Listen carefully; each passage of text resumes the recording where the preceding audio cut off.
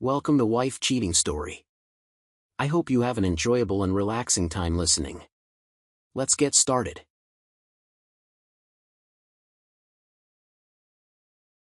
Your presence makes sharing these stories worthwhile. Tell us, where are you tuning in from today? Big city? Small town? Share with us in the comments. Now, let's dive into today's story. Chapter 1. Foundations of Trust. Russell Harmon stood at the bay window of his custom-built home, watching the autumn leaves scatter across his immaculately maintained lawn. At 42, he had built everything in his life. The construction company he'd grown from the ground up now employed over 100 people. The sprawling 5-bedroom house in Greenwich, Connecticut reflected 20 years of disciplined work and sacrifice. Morning, handsome. Vanessa's arms encircled his waist from behind, her jasmine perfume enveloping him. She rested her head against his back, and he felt the familiar warmth of her body through his shirt. Morning, Russell replied, covering her hands with his.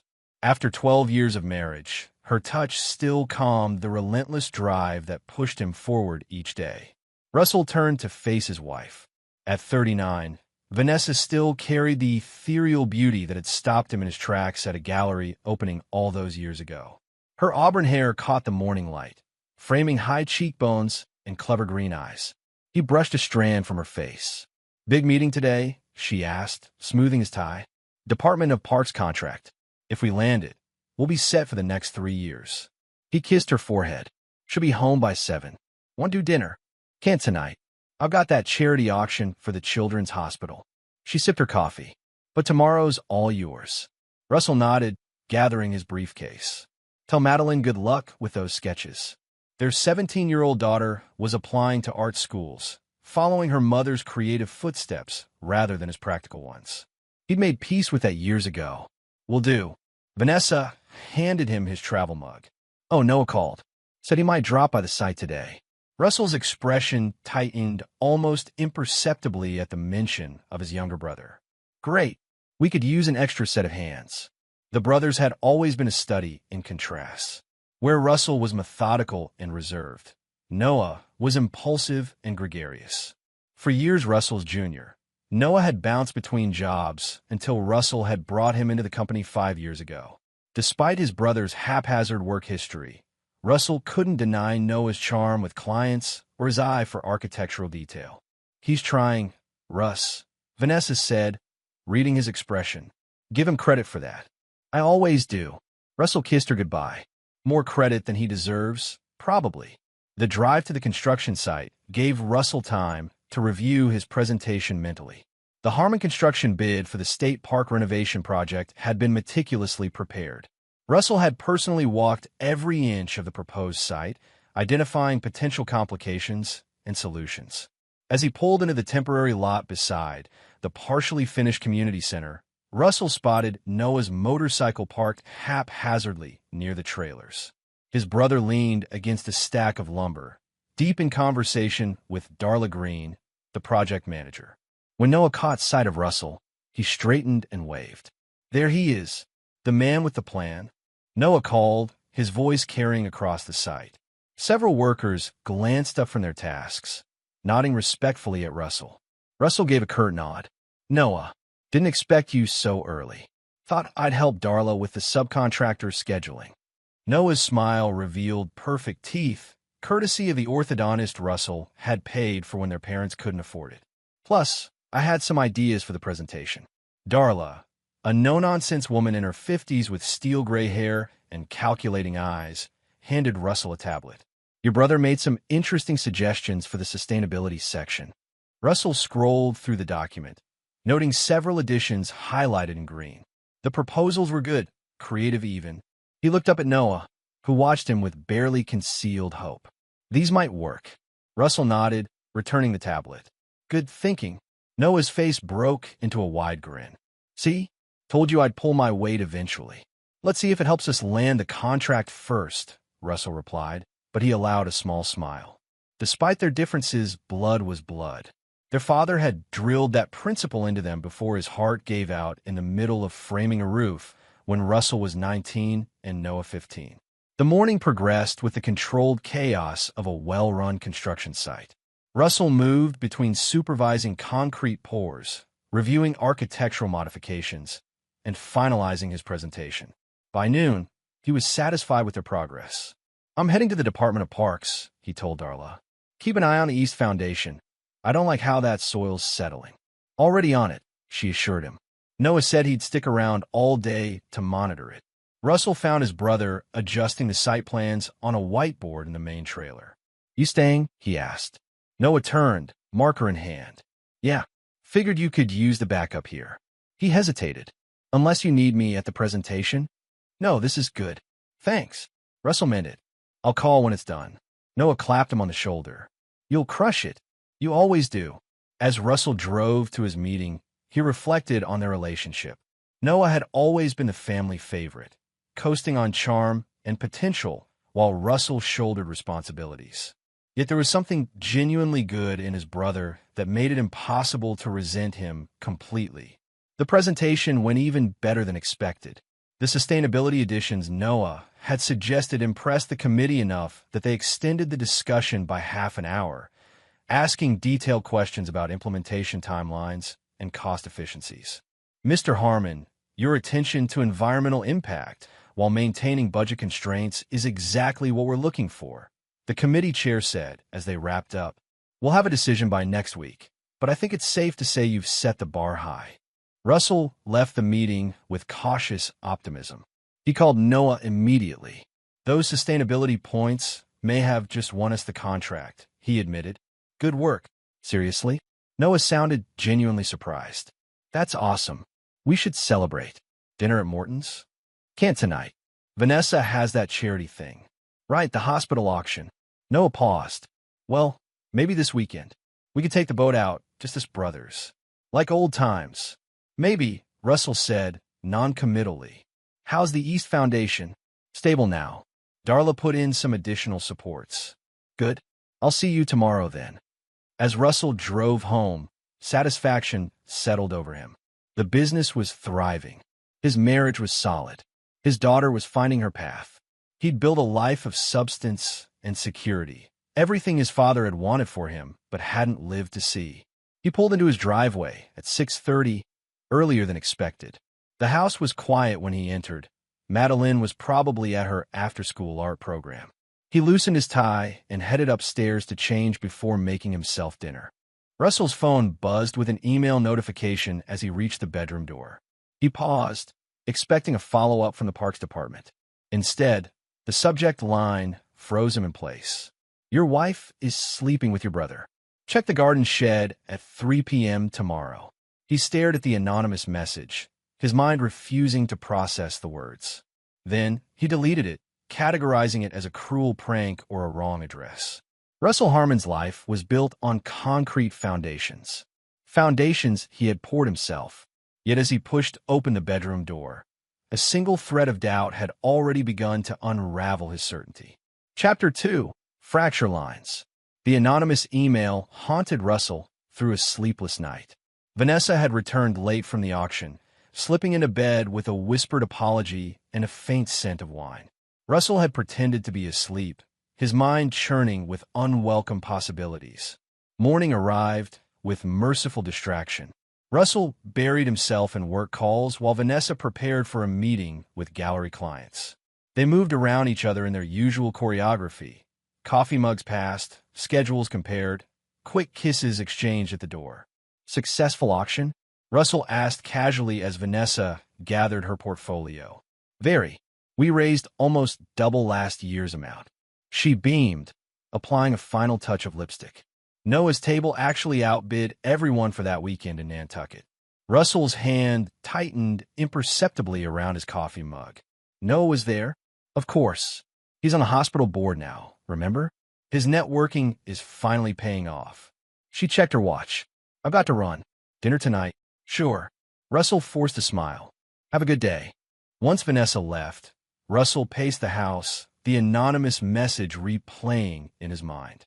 The rational part of him, the builder, the planner, dismissed it as nonsense. Vanessa had never given him reason to doubt her fidelity. Noah, for all his flaws, was still his brother.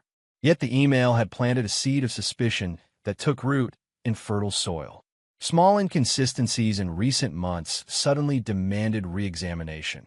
Vanessa's increased involvement in charity events, Noah's unexpected reliability at work, the occasional text that made Vanessa smile at her phone and then slip it into her pocket when Russell entered the room. At 2:30 p.m., Russell found himself driving home, his construction site meeting postponed, with a hurried call to Darla. The garden shed sat at the far corner of their property, partially hidden by ornamental cherry trees that Vanessa had insisted on planting 5 years ago. Russell had built the structure himself as a studio for Vanessa's larger art projects, insulating it for year-round use and adding north-facing windows for optimal light. He parked his car a block away and approached his property from the wooded public land that bordered their backyard. The November air bit through his jacket as he positioned himself behind a thick pine tree with a clear view of the shed's entrance and windows. At 2:55 p.m., Russell watched his brother's motorcycle turn into their driveway. Noah cut the engine and walked with unusual purpose toward the backyard. He glanced at the main house, confirming it was empty, before heading directly to the shed. Russell's heart hammered against his ribs as Noah knocked lightly on the door. It opened immediately, revealing Vanessa in a simple sundress despite the autumn chill. She pulled Noah inside with an urgency that twisted in Russell's gut like a serrated blade. Moving silently along the tree line, Russell crept closer until he reached a position beside the large north window. The glass was partially fogged from the heat inside, but the scene was unmistakable. Vanessa and Noah stood locked in an embrace that left no room for brotherly interpretation. When they broke apart, Noah cupped Vanessa's face with a tenderness that made Russell physically ill. "Did you tell him about us yet?" Noah's voice carried faintly through the glass. Vanessa shook her head. "I need more time. He's got the park's contract pending and Madeline's college applications." Her fingers traced Russell's brother's jawline. "After the holidays. We'll start fresh in January. You've been saying that for months, Van." Noah caught her hand, kissing her palm. "I'm tired of sneaking around. He deserves to know, and he will." Vanessa sighed. "But you know Russell. He's all about control, about appearances. This would destroy him." Noah pulled her closer. "Or maybe it'll finally force him to see what his obsession with perfection has cost him." "Cost you?" "Maybe," Vanessa murmured, before their lips met again. Russell stumbled backward, while rising in his throat. He barely made it behind the tree line before vomiting violently, his breakfast splashing against fallen leaves. His vision tunneled as 12 years of marriage collapsed like a demolition site. The walk back to his car passed in a fog of disbelief. Russell drove aimlessly for hours, his knuckles white on the steering wheel. By the time rational thought returned, the sun was setting, and he found himself parked at his first construction site, a modest 3-bedroom ranch he'd built fresh out of trade school. His phone showed 6 missed calls, 2 from Vanessa, 3 from the office, 1 from Noah. A text from his wife asked where he was, mentioned she was worried, said dinner was waiting. The casual normalcy of it landed like a blow. Russell considered his options. He could confront them immediately, but what would that accomplish? A messy divorce, division of assets, damage to the company's reputation, trauma for Madeline in her senior year. His life's work shattered by emotional impulse. No, Russell Harmon hadn't built his existence by yielding to emotion. He'd built it through planning, through patience, through seeing 10 steps ahead while others reacted to what was directly before them. He started the car and drove to a specialty electronics store 2 towns over. By the time he returned home at 9 p.m., he'd spent over $4,000 and had formulated the beginnings of a plan. "Where have you been?" Vanessa met him at the door, concern etched on her face. "I've been calling for hours. Emergency at the Thompson site. Water main break." The lie came easily, wrapped in plausible details. "Forgot to charge my phone. Sorry to worry you."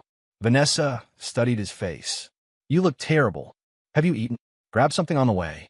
Russell moved past her, the shopping bags concealed in his briefcase. "I'm going to shower and turn early. Big day tomorrow." In the bathroom, Russell braced himself against the sink, meeting his reflection's hollow gaze. The man staring back looked exactly the same as yesterday, yet everything had changed. The foundation of his life had been compromised, and like any good builder, Russell knew that unseen damage was the most dangerous kind. That night, while Vanessa slept beside him, Russell finalized his approach. He wouldn't react, he would respond. He wouldn't destroy, he would rebuild. But first, he needed evidence, needed to understand the full scope of the betrayal. The next morning, Russell called Darla. "I need to take some personal time," he told her. "Family matter. Can you handle things for a few days?" "Of course," she replied, her tone professional. "Everything okay? Just something I need to address." Russell hesitated. "If Noah asks, tell him I'm dealing with a potential client in Boston. I don't want him worried." "Understood." Darla paused. "Russell, if you need anything, I'll let you know," he promised, grateful for her discretion. Over the next week, Russell installed surveillance cameras throughout their property. High-definition, motion-activated, weather-resistant models hidden in light fixtures, garden ornaments, and trees. 2 were carefully positioned to monitor the garden shed from different angles. 3 more covered the house entrances. Inside, he placed devices in common areas, disguised as everyday objects.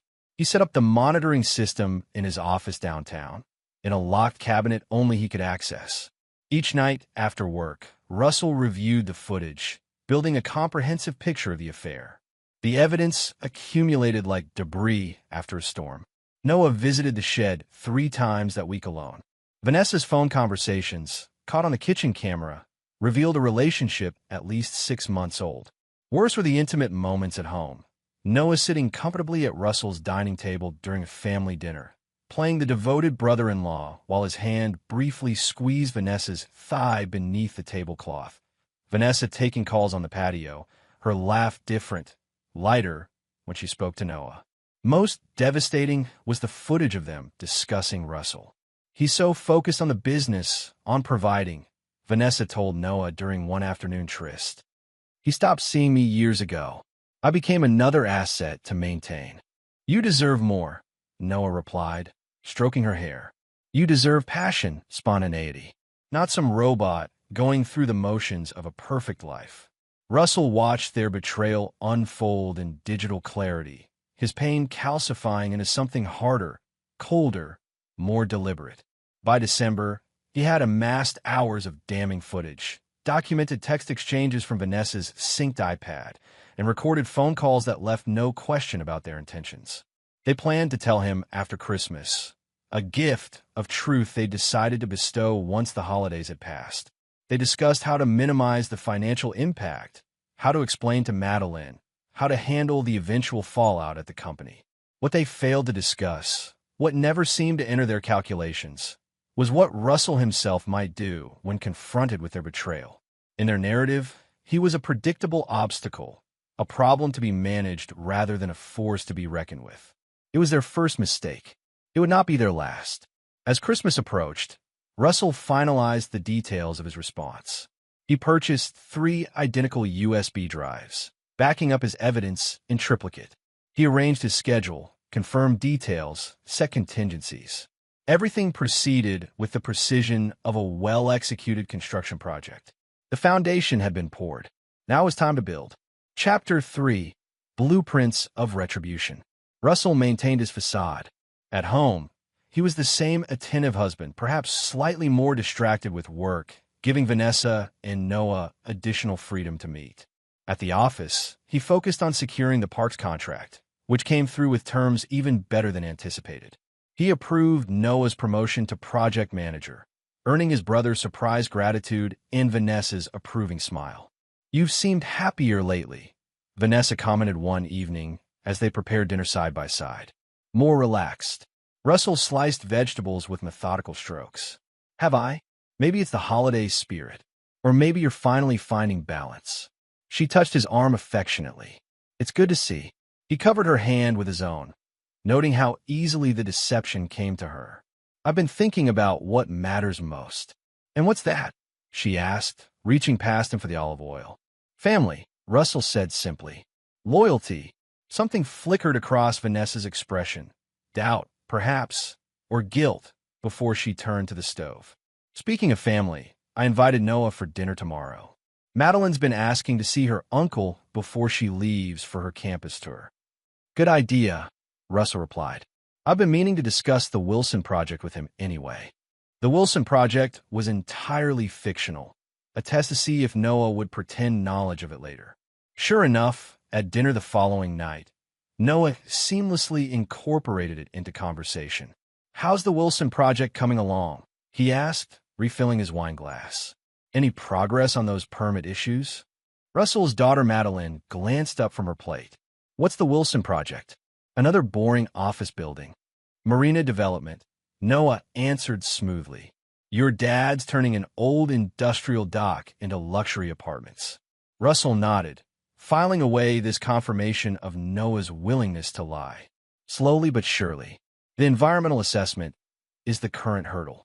Later that evening, after Madeline had retreated to her room and Vanessa was loading the dishwasher, Noah cornered Russell in his home office. Everything okay with you, Russ? His brother's concern seemed genuine. You've been different lately. Distracted. Russell leaned back in his chair, just thinking about the future. Making plans. Anything you want to talk about? Noah perched on the edge of the desk, an informal, brotherly gesture that now scraped against Russell's nerves like sandpaper. Not yet, Russell replied, still working through some details. Noah studied him for a moment. Well, I'm here if you need me. That's what brothers are for, right? The irony hung heavy in the air between them.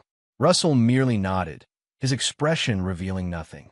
After Noah left, Russell retreated to the basement workroom where he'd established a secondary surveillance hub. Here, away from Vanessa's curious eyes, he monitored the growing archive of their betrayal while developing his strategy for the Christmas revelation. His plan required additional players. The following day, Russell arranged lunch with Garrett Washburn, his attorney and oldest friend. They met at a restaurant far from both office and home, ensuring privacy. You look like hell, Garrett observed bluntly, his weathered face creased with concern. What's going on? Business trouble. Personal, Russell replied. He pushed a sealed envelope across the table. I need you to hold this. Don't open it unless something happens to me in the next month. Garrett's hand stilled on his water glass. That sounds ominous. Are you in some kind of danger? Just a precaution. Russell maintained eye contact. I'm handling a delicate situation. This is insurance. Russell, Garrett lowered his voice. If someone's threatening you. No one's threatening me, Russell interrupted. Yet, but I'm about to make some significant changes, and I want to ensure everything's protected. The envelope contained copies of the surveillance evidence along with detailed instructions. Russell had known Garrett since college. They'd built their respective businesses in parallel, each serving as the other's advisor through professional and personal challenges. Garrett had been Russell's best man, had helped him navigate his parents' estate after their deaths, had never failed to provide straight counsel even when it wasn't welcome. Does this have something to do with the business? With Noah's involvement? Garrett pressed. Russell sipped his coffee. What makes you ask that? You've been carrying your brother for years. Even brought him into the company despite my advice. Garrett's gaze was shrewd. I know loyalty matters to you, but there's a difference between helping family and enabling them. Yes, Russell agreed softly. I'm beginning to understand that difference quite clearly. After extracting Garrett's promise to follow the instructions if necessary, Russell moved to his next appointment. Dr. Lillian Porter had been his personal physician for a decade, a no-nonsense woman whose discretion was as valued as her medical expertise. An MRI? She frowned at his request during his routine physical. What symptoms are you experiencing that would warrant that? Headaches, disorientation, some memory issues. Russell delivered the fabricated symptoms with just enough hesitation to seem like a reluctant patient. Probably nothing, but I'd rather know. Dr. Porter's examination found no abnormalities, but she ultimately agreed to order the scan, scheduling it for the following week. Russell didn't plan to keep the appointment. He simply needed the official request in his medical record. The final piece involved a conversation with Madeline. Russell found his daughter in her studio space, a converted attic room where canvases in various stages lined the walls. Her talent was undeniable, bold, abstract compositions that revealed both technical skill and emotional depth. "These are remarkable," Russell said, genuinely impressed by her latest work. "You've really found your voice." Madeline looked up, surprise softening into pleasure at his presence. Their relationship had always been cordial but somewhat distant. Art was Vanessa's domain, while Russell handled the practical aspects of parenting, college funds, driving lessons, career guidance. "Thanks, Dad." She set down her brush. "Mom says the same thing, but it means more coming from you somehow." Russell moved closer, examining a particularly striking canvas. "Why's that?" "Because you see things structurally." Madeline shrugged. "You understand foundation, support, integrity. You know when something will stand and when it'll collapse." The observation, delivered so casually, struck Russell with unexpected force. "I tried to," he managed. "Is everything okay?"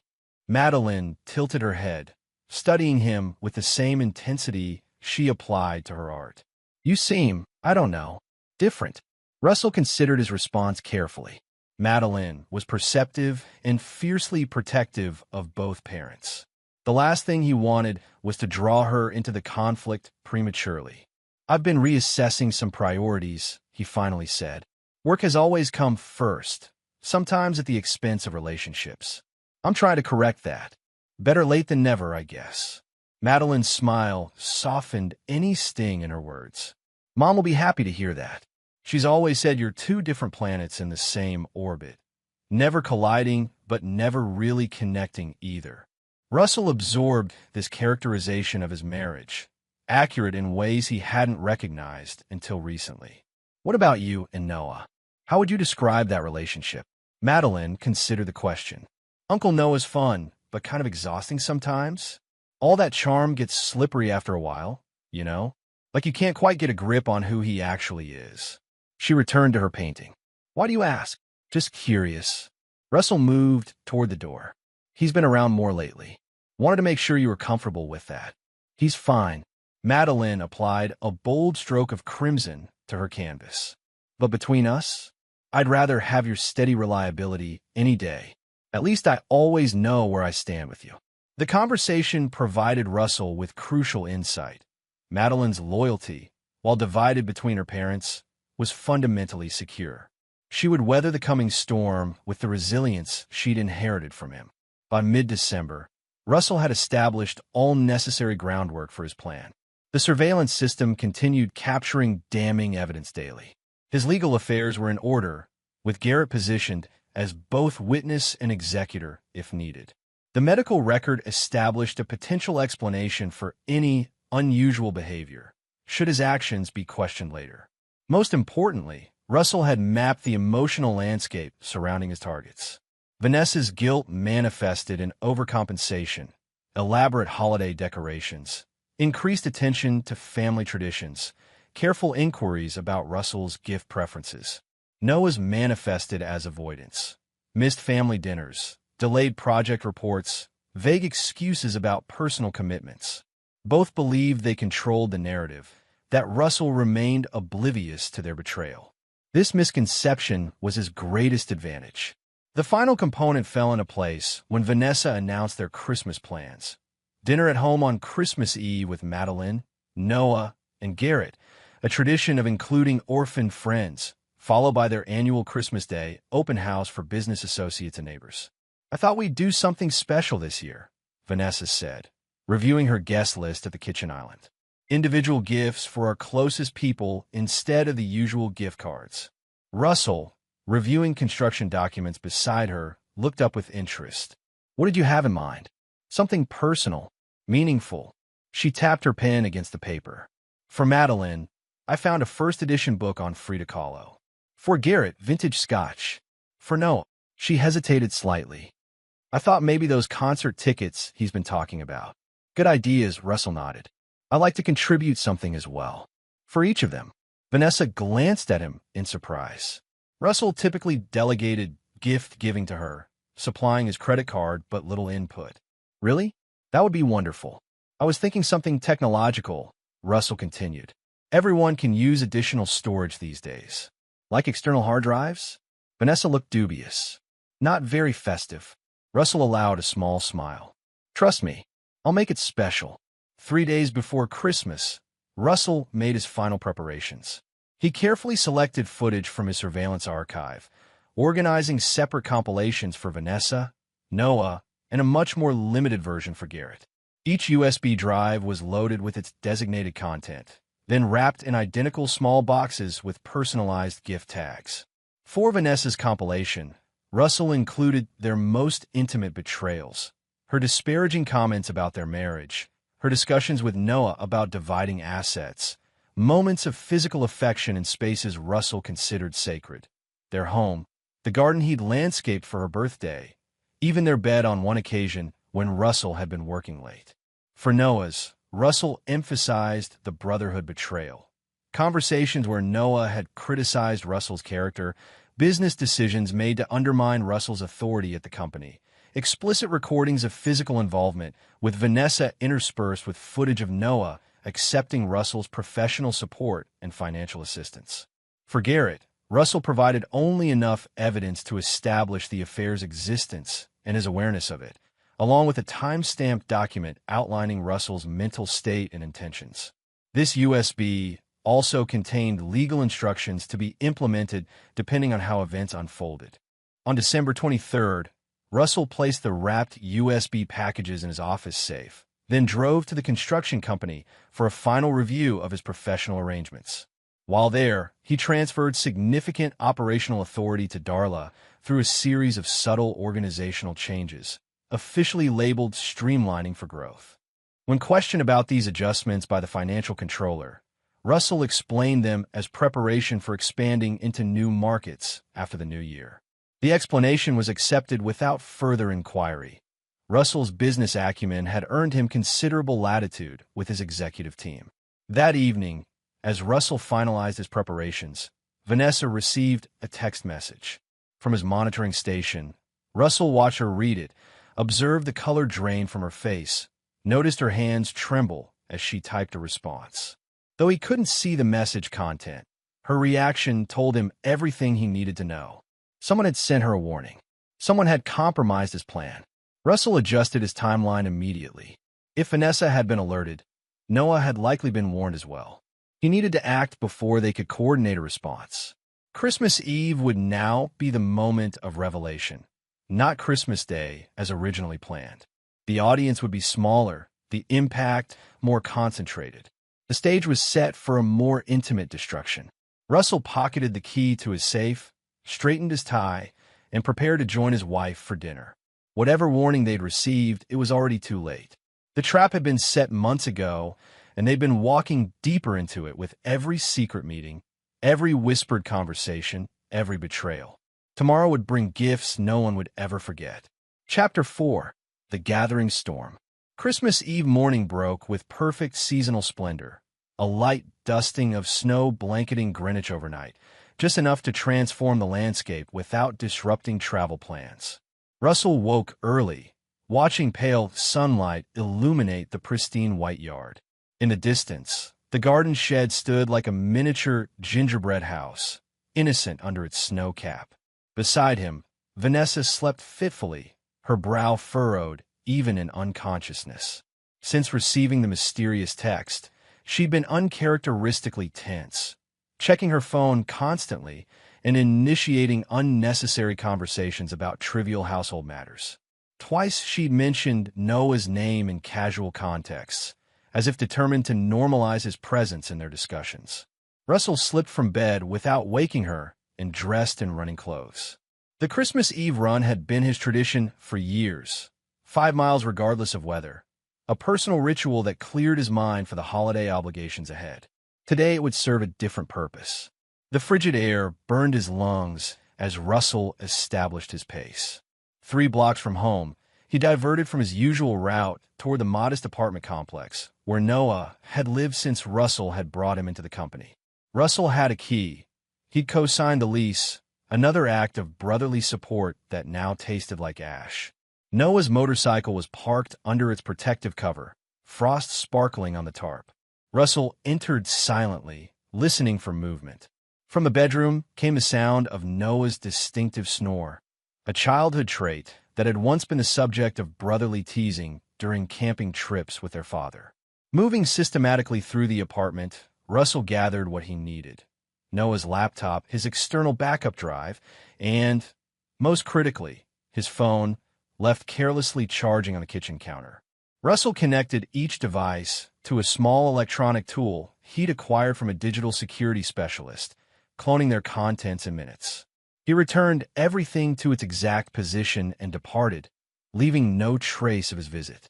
6 minutes later, he was back on his regular running path, maintaining his usual pace. Should anyone verify his movements through fitness tracking apps or neighborhood surveillance cameras, they would find nothing suspicious about Russell Harmon's Christmas Eve ritual. Back home, Russell showered while reviewing what he discovered. The warning text had indeed come from someone identifying themselves only as a friend, alerting both Vanessa and Noah that Russell knows everything, and they should be careful at Christmas.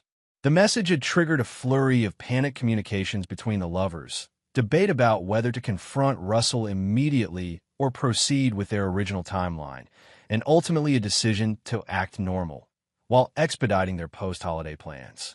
Most importantly, Russell had confirmed the source of the warning: Lynn Palmer, Vanessa's gallery assistant and closest confidant. A simple text exchange on Noah's phone revealed Lynn had overheard Russell speaking with Garrett at a restaurant, connecting enough fragments to suspect that Russell had discovered the affair. This leak presented both challenge and opportunity. Russell made a quick adjustment to his plan, then headed downstairs to join the holiday preparations. The house had been transformed into a Christmas showcase.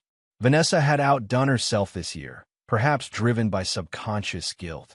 Fresh pine garlands draped every doorway, cinnamon-scented candles glowed on tabletops, and the 12-foot tree in the great room sparkled with ornaments collected over their years together, including the hand-painted ceramic stars they'd exchanged during their first Christmas as a couple. Madeline was already in the kitchen, assembling ingredients for her contribution to dinner, an elaborate cheese soufflé she'd perfected during her culinary phase 2 years prior. "Morning, Dad," she greeted him, measuring flour. "Productive run?" "Very," Russell replied, pouring himself coffee. "Need any help with that?" Madeline gave him a skeptical look. "The man who burns microwave popcorn wants to help with a soufflé?" "I think not." Russell laughed, genuinely despite everything. "Fair point. I'll stick to table setting." Vanessa emerged, wrapped in the cashmere robe Russell had given her last Christmas. Her smile seemed forced, her movements slightly too deliberate as she kissed Madeline's cheek and squeezed Russell's arm. "Everything on schedule?" she asked, accepting the coffee mug he offered. "Right on track," Russell confirmed, meeting her eyes steadily. "Should be our most memorable Christmas yet." Something in his tone made Vanessa's hand tighten around her mug. "That's the goal," she said after a beat. "Oh, Garrett called. He's bringing that woman from his office. Simone? Said you told him it was fine." "Absolutely," Russell nodded. "The more the merrier." This was untrue. Russell had specifically asked Garrett to come alone, and his friend would never have altered such arrangements without consultation. The fabrication was Vanessa's clumsy attempt to dilute the evening's intimacy by adding an unknown element. And Noah texted. Vanessa continued with studied casualness. "He's running a little late. Client emergency." Another lie. Noah had spent the morning frantically researching divorce attorneys who specialized in business assets, according to his browsing history. Russell merely nodded, allowing Vanessa to believe her deceptions were successful. The day progressed with surface normality overlaying simmering tension. Russell handled his assigned duties, setting the formal dining table, building the traditional evening fire, retrieving the special occasion wine from the cellar. Vanessa prepared the prime rib and Yorkshire pudding that had been their Christmas Eve menu since their second year of marriage. Madeline alternated between cooking assistance and texting friends about their holiday activities. At 4:30 p.m., Russell excused himself to retrieve the final gifts from his office safe. The 3 USB packages sat exactly as he'd left them, gleaming with metallic ribbon and personalized gift tags. He added them to the elegant gift bag containing Vanessa's official present, an emerald necklace she'd admired months ago, chosen now for its bitter symbolism. Emeralds were traditional 20th anniversary stones, a milestone they would never reach. When Russell returned, Vanessa was arranging fresh flowers in the dining room, her back to the entryway. He paused, studying his wife of 12 years. The graceful line of her neck, the auburn hair now threaded with subtle silver at the temples, the hands that had once cupped his face with genuine love. For a moment, grief threatened to overtake his resolve. "Those look beautiful," he said quietly. Vanessa started, nearly dropping a stem. "You startled me." Her laugh sounded brittle. "Thank you. I wanted everything to be perfect tonight." "It will be," Russell assured her, setting the gift bag beneath the tree. One way or another. At precisely 6 p.m., Garrett arrived, alone, as Russell had requested. His shrewd eyes took in the tense atmosphere immediately, though his social graces remained impeccable as he handed Vanessa a bottle of champagne and complimented the decorations. "Merry Christmas, Russell." Garrett embraced his friend with unusual solemnity. "Everything all right?" "Soon will be," Russell replied quietly. "Follow my lead tonight." Garrett gave an imperceptible nod, then turned to greet Madeline with avuncular enthusiasm. Noah arrived 20 minutes late, his typical punctuality compromised by obvious anxiety. He carried too many packages, laughed too loudly at Madeline's sarcastic welcome, and made a show of appreciating the holiday decorations he'd barely acknowledged in previous years. Most tellingly, he maintained physical distance from Vanessa, positioning Garrett or Madeline between them whenever possible. This unnatural choreography would have been Russell's first clue had he not already possessed irrefutable evidence of their relationship. Dinner proceeded with superficial pleasantness. The food was excellent, the wine well chosen, the conversation carefully steered towards safe topics. Madeline's college applications, Garrett's recent sailing victory, the company's successful bid on the park's contract. Beneath this civilized veneer, Russell observed the subtle communications between Vanessa and Noah. Anxious glances, a hand that trembled while passing the salt, synchronized bathroom breaks that allowed for 30 seconds of whispered consultation in the hallway, captured clearly on Russell's kitchen surveillance camera. After dinner, they moved to the great room for the traditional gift exchange.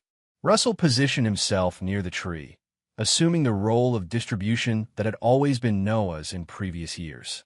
This small disruption of pattern increased the lovers' visible discomfort. "Let's start with Madeline," Russell announced, handing his daughter an elegantly wrapped package. "From your mother and me." Madeline's delight at the rare art book was genuine, as was her appreciation for the accompanying scholarship certificate to a prestigious summer program in Paris. She hugged both parents with equal enthusiasm, momentarily bridging the gulf that had opened between them. Garrett next, Russell continued, passing his friend an expensive bottle of scotch from Vanessa and an antique fountain pen set that had belonged to Russell's father. "For all those contracts you keep saving me from," Russell explained, his tone light despite the weighted glance they exchanged. And now, Russell reached beneath the tree, something special for Vanessa and Noah. He withdrew the small, identically wrapped USB packages, presenting them with ceremonial formality.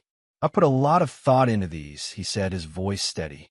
"They represent my appreciation for the roles you both play in my life." Vanessa accepted her package with visible trepidation. Noah's hand actually trembled as he took his, a fine sheen of sweat gleaming on his forehead despite the room's moderate temperature. "Should we open them now?" Vanessa asked, her voice unnaturally high. "Oh yes." Russell returned to his armchair, positioning himself to observe both their faces. "I insist." Garrett, sensing the undercurrents, moved subtly closer to Madeline, a protective gesture that Russell acknowledged with a grateful glance. Vanessa and Noah unwrapped their packages simultaneously, revealing the identical USB drives nestled in velvet boxes. Confusion replaced anxiety on their faces temporarily. "External storage." Noah attempted a light chuckle. "Always practical, brother." "Not just storage," Russell corrected. "Content. I've become quite the filmmaker recently. I think you'll find my work illuminating." The color drained from Vanessa's face. What kind of content? She whispered. Why don't you see for yourself?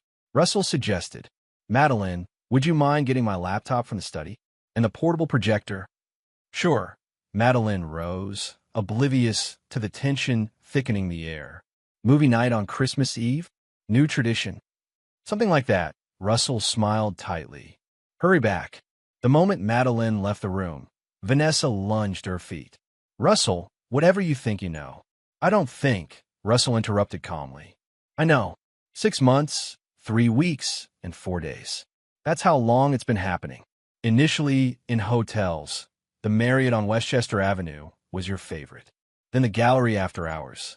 Most recently, our home. My garden shed. My bed. Noah's face had gone ashen. Russell, we can explain. No need, Russell cut him off. I've heard all your explanations. Through state-of-the-art surveillance equipment installed throughout our property. Every conversation, every liaison, every betrayal cataloged and time-stamped. Vanessa sank back in her chair, the USB drive clutched in her bloodless fingers. You've been spying on us? For how long? Long enough, Russell replied. Those drives contain carefully selected highlights. Yours focuses on your remarkable ability to compartmentalize. Planning our anniversary dinner in the same conversation where you discussed divorce strategy with my brother. Noah's emphasizes his talent for simultaneous backstabbing and handshaking, accepting my financial support while undermining me professionally and personally. Jesus Christ, Garrett muttered, his legal mind clearly calculating the implications. There are additional copies, Russell continued, his voice steady despite the rage and pain roiling beneath his composed exterior.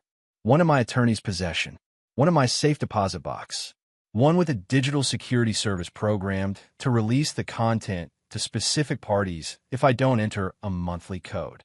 What parties? Noah demanded, his voice cracking. The company board, Madeline, Mom's church group. Russell listed them with clinical detachment.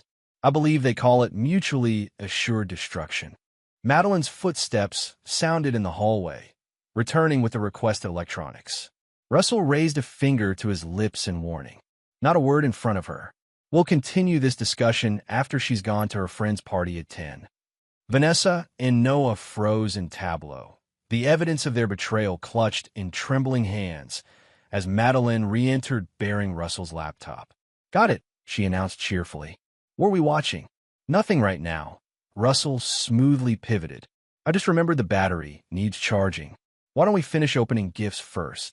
The remainder of the gift exchange proceeded in surreal juxtaposition. Cheerful holiday tradition layered over catastrophic revelation. Madeline remained blissfully unaware, though she occasionally cast curious glances at the adults' strained interactions. At 9:45, Madeline's friend arrived to collect her for the previously arranged party. Russell hugged his daughter with genuine warmth. Have fun, he told her. Don't wake us when you come in. When the door closed behind Madeline, the room's atmosphere shifted instantly from forced festivity to primal confrontation. Vanessa was the first to speak, her voice raw with emotion. What do you want, Russell? To humiliate us? To destroy us? Her hands twisted together in her lap. Is this revenge?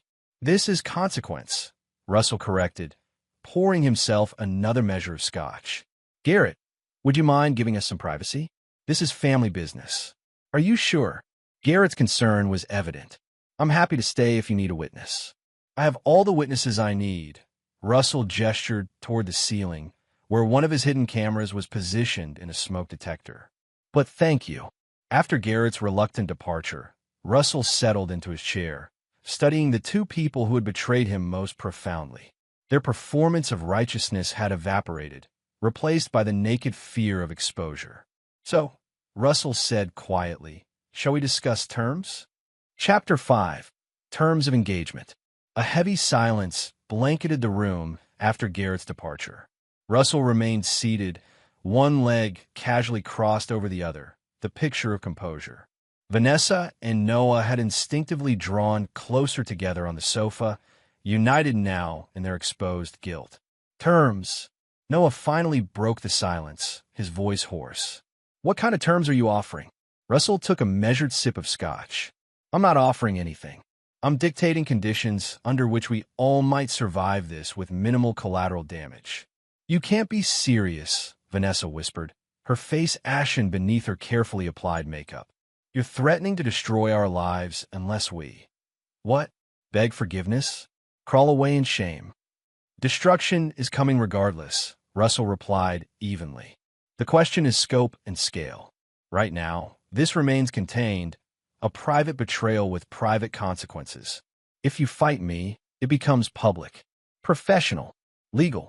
The Christmas tree lights cast colored shadows across their faces, the festive patterns incongruous against the tableau of family implosion. Outside, carolers could be heard moving through the neighborhood, their harmonies floating disconnected through the winter air. What exactly do you want?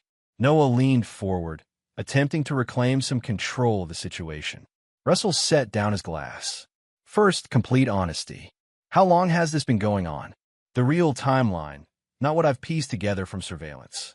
Vanessa and Noah exchanged glances, a silent calculation passing between them. Finally, Vanessa spoke. 14 months, she admitted, her gaze dropping to her hands. Since the Thompson project opening. The revelation landed like a physical blow, though Russell maintained his composed expression. His earliest footage had captured them only 6 months ago. The betrayal ran deeper than he'd confirmed. The night I was hospitalized with pneumonia, Russell noted with grim understanding. While I was on 4 antibiotics, you were initiating an affair with my brother. Noah flinched visibly. It wasn't planned, Russell. It just happened. Nothing just happens for 14 months, Russell countered. Continue. I want details. For the next hour, Russell extracted the affair's complete history through precise, unemotional questioning. The Thompson Project celebration dinner, where Noah had comforted Vanessa during Russell's absence. The first kiss in the gallery storeroom 3 weeks later. The progression from emotional affair to physical relationship during a business trip Russell had been too ill to attend. The careful coordination of schedules, the alibi system they developed, the private email accounts and burner phones. Each revelation was documented by Russell's ever-present recorder, his expression revealing nothing while his internal architecture absorbed repeated seismic shocks. Enough, he finally said, raising a hand to halt Noah's stammering explanation of their post-divorce plans. I understand the situation clearly now. What are you going to do? Vanessa asked, her voice small. Russell stood, pacing deliberately before the fireplace. That depends entirely on your compliance with my terms. He turned to face them, his back to the fire, features cast in shadow. First, the marriage is over. Vanessa, you'll move out tomorrow, Christmas Day. Tell Madeline whatever story you prefer, but you'll be gone before our guests arrive for the open house. Vanessa gasped. Tomorrow? That's impossible. Where would I go? What about Madeline? You have a lover with an apartment, Russell replied coldly. And Madeline is 18, legally an adult. She can decide her own visitation schedule. Noah shifted uncomfortably. Russ, be reasonable. It's Christmas. At least give Vanessa until after the holidays. Second, Russell continued as if Noah hadn't spoken. The divorce will proceed according to the terms outlined in our prenuptial agreement. No contests, no delays, no attempts to claim business assets. The prenup is 12 years old, Vanessa protested. My lawyer will argue. Your lawyer will receive copies of my surveillance footage if you contest a single comma, Russell interrupted. Most states frown on adultery, particularly when it involves family members. Vanessa fell silent, the legal reality sinking in. The prenuptial agreement she'd signed, back when Russell had been a promising builder with modest assets and she a gallery assistant with artistic aspirations, entitled her to little beyond her personal property and a fixed settlement that would seem paltry against their current lifestyle. Third, Russell turned to Noah. Your position at the company is terminated, effective immediately. Your client relationships will be transferred to Darla Green. Your projects reassigned. Your office cleared before business resumes after New Year's. Noah surged to his feet. You can't do that. I put 5 years into this company. I brought in major accounts, developed relationships. while embezzling company resources and plotting to undermine my leadership, Russell finished for him. Yes, I know about your meetings with Westridge Development. The surveillance wasn't limited to your sexual activities. Noah's face drained of color. Westridge was their main competitor, and Noah had indeed been exploring opportunities there, including sharing proprietary information about Harmon Construction's bidding strategies. This revelation clearly blindsided even Vanessa, who turned to Noah with shocked betrayal. "You were planning to leave the company?" she asked. "You never said anything." "It was a backup plan," Noah insisted desperately, "in case Russell didn't handle the divorce well. I was protecting our future." "By committing corporate espionage," Russell noted dryly. "Fortunately for you, I'm offering an alternative to criminal charges." He returned to his chair, once again the calm center in the emotional hurricane. "You'll sign a comprehensive non-disclosure agreement covering both the company and our personal situation. You'll forfeit all unvested stock options and accept a severance package contingent on ongoing compliance." Noah slumped back onto the sofa, defeated by the comprehensive nature of Russell's counterattack. "And if I refuse? Then the board receives evidence of your communications with Westridge, along with footage of you accessing confidential files after hours. The police received documentation of company resources misappropriated for personal use, including that weekend in Nantucket that Harmon Construction apparently funded." Russell allowed this to sink in before delivering the final blow. "Additionally, your mother receives the complete video archive of your affair with her daughter-in-law. I believe she still attends weekly services at First Episcopal. The congregation would certainly provide comfort during such a shocking revelation." Noah blanched. Their mother's health had been fragile since their father's death. Her religious faith and community standing were central pillars of her stability. This threat struck at Noah's one remaining vulnerability, his genuine devotion to their mother. "You wouldn't," he whispered. "I would prefer not to," Russell conceded, the first hint of genuine emotion coloring his voice. "But make no mistake, Noah, you destroyed my family. I will not hesitate to incinerate what remains of yours if necessary." Vanessa had been watching this exchange with growing horror, the full implications of their situation becoming clear. "What about us?" she asked quietly. "Noah and me?" Russell regarded them both with clinical detachment. "Your relationship is your business, after you've both exited my life according to these terms. Whether it survives without the excitement of betrayal and secret rendezvous remains to be seen." He checked his watch. "It's nearly midnight. Christmas Day begins in 7 minutes. You have until then to accept these terms, or I upload selected footage to the cloud where it will be automatically distributed tomorrow morning." The ultimatum hung in the air like smoke. Noah and Vanessa exchanged desperate glances. Their romantic partnership suddenly transformed into a survival pact. "This is blackmail," Vanessa finally said, though her tone lacked conviction. "This is efficiency," Russell corrected. "I'm offering the cleanest possible amputation, a chance to cauterize the wound and move forward without permanent destruction on all sides." He leaned forward slightly. "For minutes remaining." "I accept," Noah said abruptly, his shoulders sagging in defeat. "I'll sign whatever you want." Vanessa stared at him in disbelief. "Just like that? You're giving up everything we planned?" "We have no choice, Van," Noah replied bitterly. "He has everything: evidence, legal advantage, financial control. We either accept his terms or lose everything anyway, plus face public humiliation." Russell observed their disintegration with grim satisfaction. The unity they demonstrated in betraying him was crumbling under pressure, revealing the fragile foundation of their relationship. 2 minutes, he noted. Vanessa closed her eyes briefly, then nodded. "I accept the terms. I'll be gone tomorrow." "A wise decision," Russell confirmed, pressing a button on his phone. "Garrett will deliver the necessary paperwork tomorrow afternoon. Sign immediately and return it with him." The grandfather clock in the hallway began its solemn midnight chime, marking Christmas Day's arrival. Russell stood, adjusting his sleeves. "Merry Christmas," he said without inflection. "You're welcome to let yourselves out. I suggest removing any personal items you wish to keep, Vanessa. The locks will be changed by noon. He moved toward the stairs with measured steps, then paused, turning back to face the shattered remains of his family. One final condition. Madeline returns from her party at approximately 1 a.m. You will both be gone before then. I will explain the situation to my daughter myself, when and how I deem appropriate.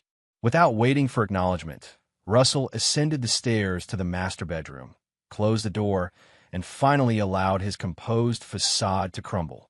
He sank onto the edge of the bed, trembling with the aftermath of adrenaline and suppressed emotion. The victory felt hollow, contaminated by the depth of the betrayal it addressed. His phone buzzed with a text from Garrett. All clear? Russell replied simply, terms accepted. Papers tomorrow. Then he removed his clothes, showered in scalding water as if to cleanse himself of the evening's revelations, and prepared for bed with the same routine he'd followed for decades. Everything had changed, yet the mechanics of existence continued. Teeth brushed, face washed, pajamas donned.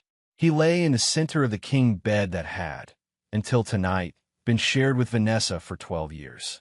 The house below was silent. They had departed as instructed. Through the bedroom window, Russell could see fresh snow beginning to fall, covering yesterday's footprints with pristine blankness. When Madeline returned from her party, Russell was still awake, staring at the ceiling as the foundation of his life continued to shift beneath him. He heard her quiet movements, the careful closing of the front door, the soft pad of footsteps checking the darkened living room, the brief pause outside his bedroom door before she continued to her own room. Tomorrow would bring new challenges, explaining to Madeline, managing the planned holiday gathering, beginning the practical dismantling of his marriage. But tonight, in the quiet darkness of Christmas morning, Russell Harmon allowed himself to mourn what had been lost and acknowledge the uncertainty of what lay ahead. The revenge he had orchestrated brought neither satisfaction nor closure, only the grim completion of necessary amputation. The infection had been cut away, but the wound remained raw and exposed, its healing far from guaranteed. Chapter 6: Collateral Damage. The morning after Christmas brought a crystalline clarity to Greenwich, Connecticut. Fresh snow glittered beneath an azure sky as holiday decorations cast colored reflections across unblemished white drifts. Inside the Harmon residence, the atmosphere held none of this pristine serenity. Russell had risen before dawn, unable to find rest in the bed that now felt cavernous without Vanessa beside him. He'd spent the early hours in his home office, deactivating surveillance equipment and archiving the accumulated footage in encrypted files. By 7, he had transferred all evidence to secure digital storage and removed every camera from the property, erasing the physical traces of his investigation. When Madeline wandered downstairs shortly after 8, still in pajamas and with the rumpled appearance of youth recovering from holiday celebration, Russell was prepared. He sat at the kitchen island, 2 mugs of coffee steaming before him, his expression composed but grave. "Morning, Dad," Madeline mumbled, making a beeline for the offered caffeine. "Merry Christmas." "Merry Christmas, Maddie," Russell replied, using the childhood nickname deliberately. "Sleep okay?" She shrugged, curling her hands around the warm mug. "I guess. Came in pretty late. Where's Mom? Usually she's got the Christmas morning cinnamon rolls going by now." Russell met his daughter's eyes directly. "Your mother isn't here. She won't be joining us today." Madeline's sleepy confusion sharpened into alert concern. "What? Where is she?" "She's with Noah," Russell stated simply. "She's moved out." Madeline set down her mug with exaggerated care. "What are you talking about? Moved out where? Why would she be with Uncle Noah on Christmas morning instead of here?" Russell had rehearsed this conversation carefully, determined to balance honesty with discretion. Madeline deserved truth without unnecessary cruelty. "Your mother and I have separated," he explained in measured tones. "It's been developing for some time, though the timing is unfortunate." "That's impossible," Madeline protested. "You guys were fine yesterday. We all had dinner together. You gave her that emerald necklace." "Appearances can be misleading," Russell said quietly. "Your mother has been involved with Noah for over a year. They're together now, and she won't be returning to this house. The color drained from Madeline's face as comprehension dawned. Mom and Uncle Noah? That's disgusting. Her voice rose with each word. You're making this up. It can't be true. Russell maintained steady eye contact. I wish it weren't true, Maddie. For your sake, more than mine. But it is. Did she tell you this? Did they confess or something? Madeline demanded, tears forming despite her evident anger. Because people don't just blow up their entire lives on Christmas Eve without some kind of warning. I discovered their relationship, Russell confirmed, omitting the surveillance details. They confirmed it last night, after you left for Sophie's party. We agreed it was best for your mother to leave immediately. Madeline pushed away from the counter, pacing the kitchen with agitated energy. This is insane. Completely insane. I'm calling her. She grabbed her phone from her pajama pocket, but Russell made no move to stop her. This reaction had been anticipated. The confrontation was inevitable. Vanessa answered on the third ring, her voice wary. Madeline? Merry Christmas, sweetheart. Where are you? Madeline demanded, putting the call on speaker without prompting. A brief hesitation. I'm with your Uncle Noah. Something's happened. Are you sleeping with him? Madeline's directness sliced through any pretense. Dad says you've been having an affair and you've left us. On Christmas. Silence stretched painfully before Vanessa replied. It's complicated, Maddie. Your father and I have had problems for years. Noah and I, it didn't start out. Oh my God. Madeline cut her off, horror and disgust mingling in her expression. It's actually true. I never wanted to hurt you. Vanessa's voice cracked with emotion. This isn't how we planned to tell you. Your father forced. Don't. Russell interrupted with quiet authority. Don't make this about timing or approach. Own your decisions, Vanessa. Madeline stared at the phone, then at her father, tears now flowing freely. How could you do this? Both of you? Our whole family. Was any of it even real? Of course it was real, Vanessa insisted desperately. I love you more than anything, Madeline. That hasn't changed. I want to see you to explain. I don't want your explanations. Madeline shouted, her composure shattering completely. I don't want to see either of you. God, Uncle Noah, how could you be so? Words failed her as sobs took over. Russell moved to his daughter's side, placing a supportive hand on her shoulder. She didn't shrug it off, which he counted as a small victory. Madeline, please, Vanessa pleaded. Let me come get you. You shouldn't be alone on Christmas. I'm not alone, Madeline responded, leaning slightly into Russell's touch. I'm with Dad. The simple declaration hung in the air, its implications cutting deeper than any deliberate cruelty could have.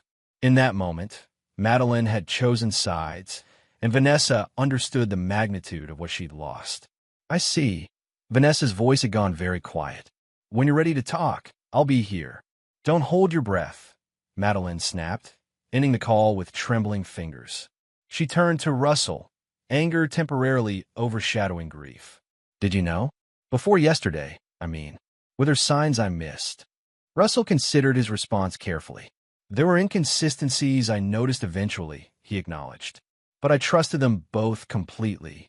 Perhaps too completely. This partial truth seemed to satisfy Madeline, who collapsed onto a kitchen stool, emotional exhaustion evident in every line of her body. What happens now? To all of us. Your mother and I will divorce, Russell explained gently. You're 18, so custody isn't a legal issue, but you're welcome to live here as long as you want, through college and beyond if necessary. And the holiday party? The guests will be here in a few hours. Russell had already addressed this complication. I've canceled it. Garrett is contacting everyone with our apologies. Family emergency.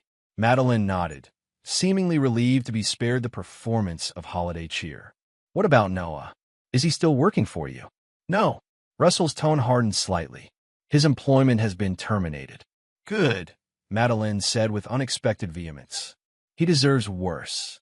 They sat in silence for several minutes, the festive decorations surrounding them in grotesque contradiction to the moment's gravity.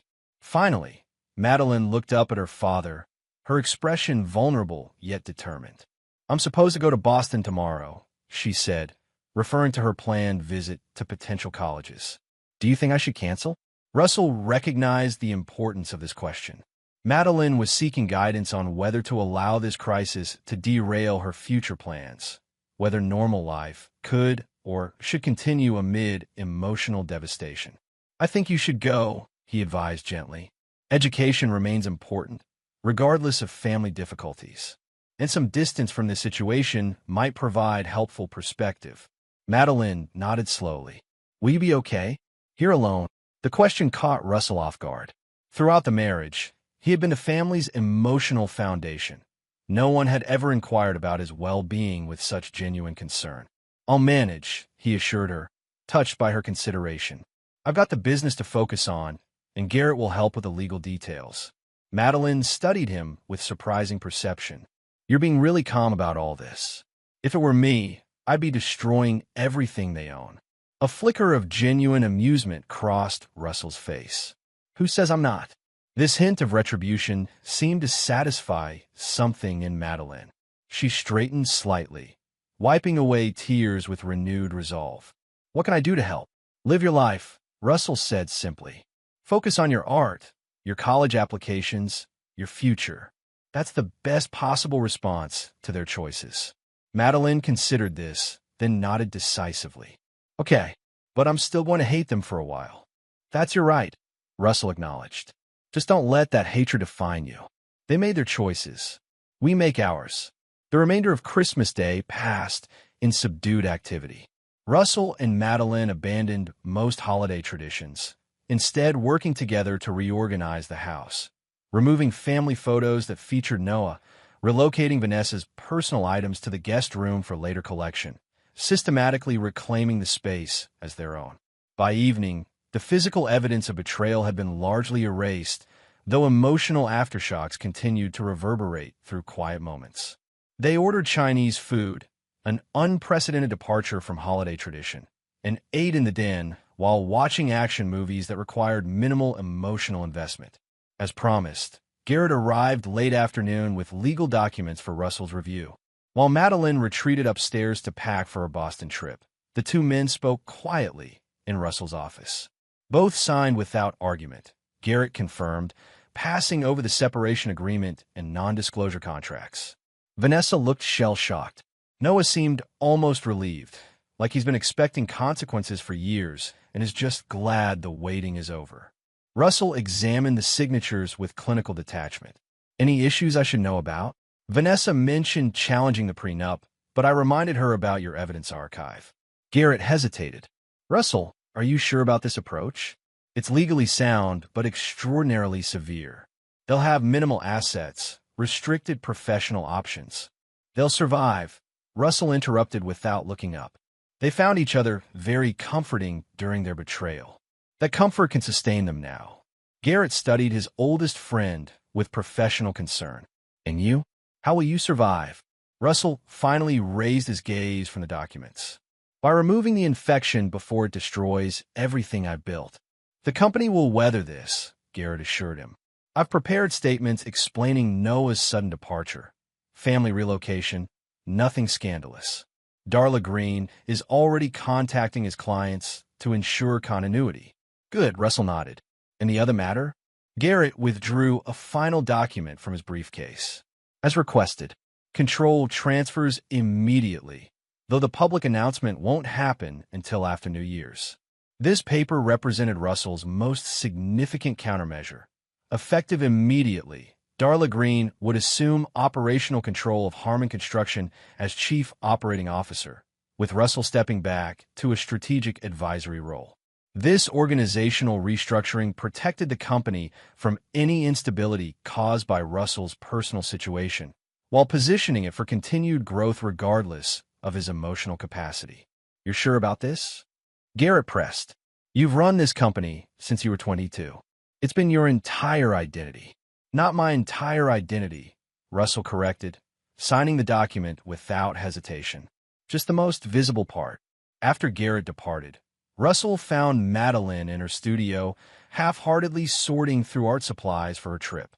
Her eyes were red-rimmed, but dry, her movements mechanical.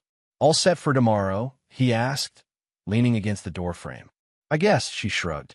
Feels weird to be thinking about college when everything's falling apart. Not everything, Russell countered gently.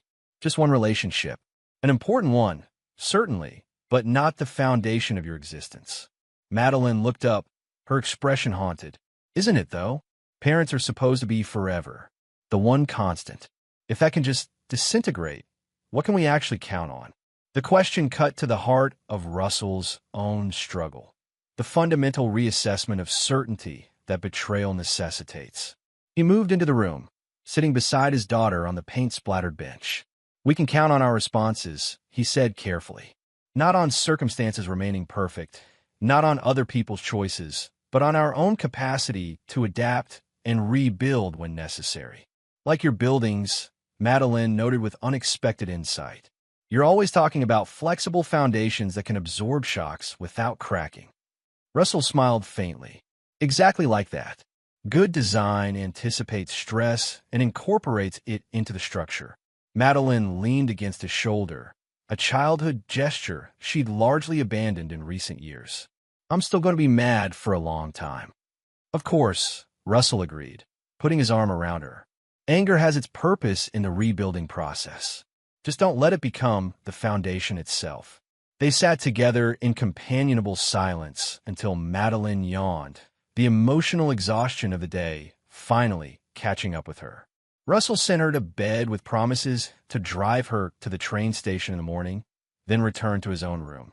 The master bedroom still held traces of Vanessa despite their efforts to neutralize the space. The faint scent of her perfume lingering in the closet, the indentation on her pillow, the reading glasses she'd forgotten on the nightstand. Russell gathered these remnants, placing them in a box for eventual return. His phone buzzed with a text message.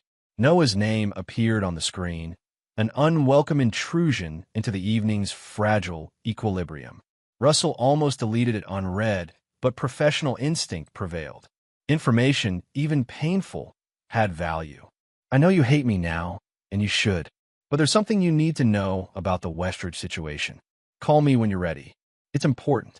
Russell stared at the message, considering its implications.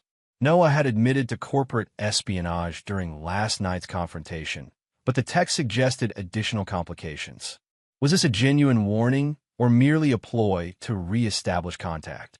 Either way, Russell had no intention of engaging. He forwarded the message to Darla with instructions to investigate Westridge more thoroughly, then blocked Noah's number entirely. The severance between them needed to be complete. No lingering connections, no avenues for manipulation or reconciliation. As midnight approached, Russell completed his final task of Christmas Day. Seated at his desk, he drafted a series of emails to be sent at strategic intervals over the coming weeks. Notifications to extended family about the separation, vague regarding causes. Instructions to the company's leadership team about the restructuring, transfer documents for selected assets to ensure Madeline's financial security regardless of divorce proceedings.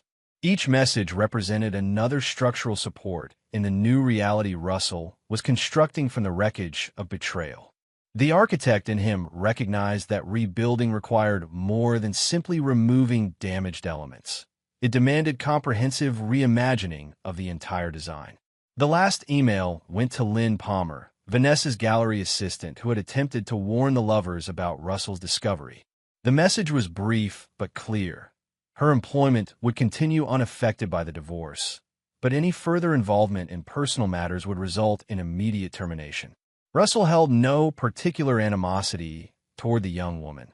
Her loyalty to Vanessa was understandable, but boundaries needed establishment.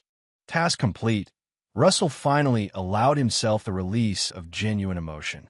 Alone in the silence of his reconfigured home, he permitted tears that had been strategically suppressed throughout the confrontation and its aftermath. They came not in heaving sobs, but in quiet streams, the grief work of a man acknowledging profound loss while simultaneously planning reconstruction. By morning, this vulnerability would be contained again, secured behind the practical facade that had always been his public presentation. But tonight, in the privacy of Christmas night, Russell Harmon mourned the death of the life he had built and the relationships he had trusted. Tomorrow would be soon enough for resurrection. Chapter 7. Aftershocks. January arrived with biting winds and unexpected complications. The initial shock of discovery and confrontation had given way to practical challenges as divorce proceedings began and professional realignments took shape. Russell moved through these developments with outward composure, but each day brought new fractures to the careful architecture of his response. Madeline had returned from her Boston trip with unexpected resolve, throwing herself into college applications with intense focus. She narrowed her choices to 3 prestigious art schools, including her dream program at Rhode Island School of Design. Her communication with Vanessa remained minimal, brief, tense phone calls that left her emotionally drained. She refused all contact with Noah. He sent me another text, she informed Russell one evening, deleting the message without reading it. That's the 3rd this week. Russell looked up from the architectural plans spread across the dining table. Do you want me to address it? Madeline shook her head. No need. His existence isn't relevant to my life anymore. The cold precision in her tone worried Russell. Anger had its purpose in healing, but Madeline seemed to be calcifying into something more permanent. Still, he respected her process, recognizing that her response to betrayal would necessarily differ from his own. The Riverside developer called again. She continued, changing subjects abruptly. Said it's urgent you return his call. Something about permit complications. Russell made a non-committal sound. The Riverside development represented Harmon Construction's largest current project, a mixed-use complex along the waterfront that Noah had helped secure before his departure. Since Christmas, Russell had delegated most operational decisions to Darla Green, maintaining only strategic oversight while focusing on personal reconstruction. Darla's handling Riverside, he explained. They're just trying to circumvent her authority by appealing directly to me. Madeline raised an eyebrow. That doesn't sound like the Russell Harmon approach. You never delegate critical problems.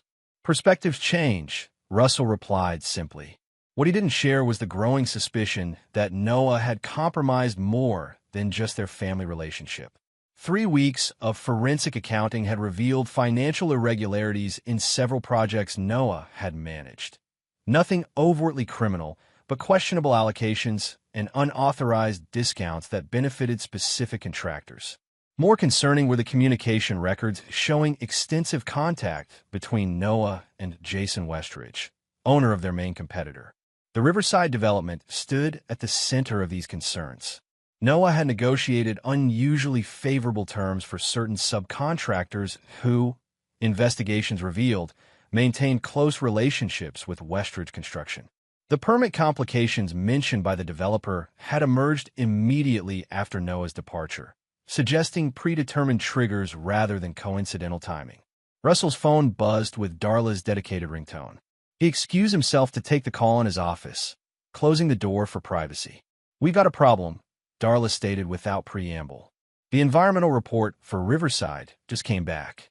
Shows contamination levels well above acceptable limits. Russell frowned. That's impossible. We did preliminary testing before breaking ground. The site was clean. Someone falsified the initial reports, Darla continued grimly. The actual soil samples show industrial contaminants consistent with the site's previous manufacturing use. State inspectors are shutting us down pending a full investigation. The implications crystallized immediately in Russell's mind. Noah. Looks that way, Darla confirmed. The original environmental assessment carries his approval signature, but the testing company claims they never conducted those specific tests. The documentation appears legitimate, but doesn't match their internal records. Russell absorbed this information with growing clarity. Noah's betrayal extended beyond the personal sphere into deliberate professional sabotage. The Riverside project represented over $30 million in contracted work, with penalty clauses that could bankrupt Harmon Construction if deadlines weren't met. "Have you notified the board?" Russell asked, his mind already calculating containment strategies. "Emergency meeting scheduled for tomorrow morning," Darla replied. "But there's more. Westridge filed permits this morning for a remarkably similar development 3 miles downriver. Their proposal includes specific design elements identical to our Riverside plans, plans that were proprietary and restricted. The puzzle pieces aligned. Noah hadn't merely conducted an affair with Russell's wife. He'd systematically undermined Russell's company while extracting proprietary information. The falsified environmental report created a crisis that would force Harmon Construction to abandon the Riverside project, clearing the way for Westridge to pursue their alternative development without competition. "I'll be at the office in 30 minutes, Russell decided. "Have the legal team prepare for both criminal and civil actions. And put security on alert. I want access to all systems and facilities restricted immediately." After ending the call, Russell sat motionless, absorbing the expanded dimensions of betrayal. The calculated nature of Noah's actions suggested a resentment far deeper than Russell had recognized, not merely opportunistic weakness, but deliberate, sustained malice. The doorbell interrupted his contemplation. Russell checked the security camera feed on his phone, surprised to see Vanessa standing on the porch, shifting nervously in the January cold.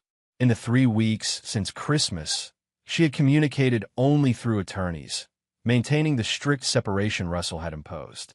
He considered ignoring her arrival, but curiosity prevailed. Opening the door, he regarded his estranged wife with neutral assessment. "This is unexpected," he noted, making no move to invite her inside. Vanessa looked thinner than he remembered, dark circles shadowing her eyes despite careful makeup. "I need to talk to you," she said, her breath visible in the frigid air. "It's important." Russell hesitated, then stepped back, allowing her to enter the foyer, but no further. "Make it quick. I have a business emergency to address." "Is Madeline home?" Vanessa glanced toward the stairs. "She's in her studio," Russell confirmed. "I can call her down if you'd like, though she may not welcome the interruption."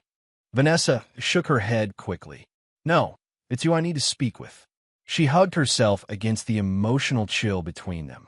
"It's about Noah." Russell's expression hardened. "I have nothing to discuss regarding my brother." "You need to hear this," Vanessa insisted, uncharacteristic urgency in her tone. "He's not who you think. Not who I thought either." "I'm well aware of who Noah is," Russell replied coldly. "A brother who betrayed me, an employee who sabotaged my company, a man who lacks even basic integrity.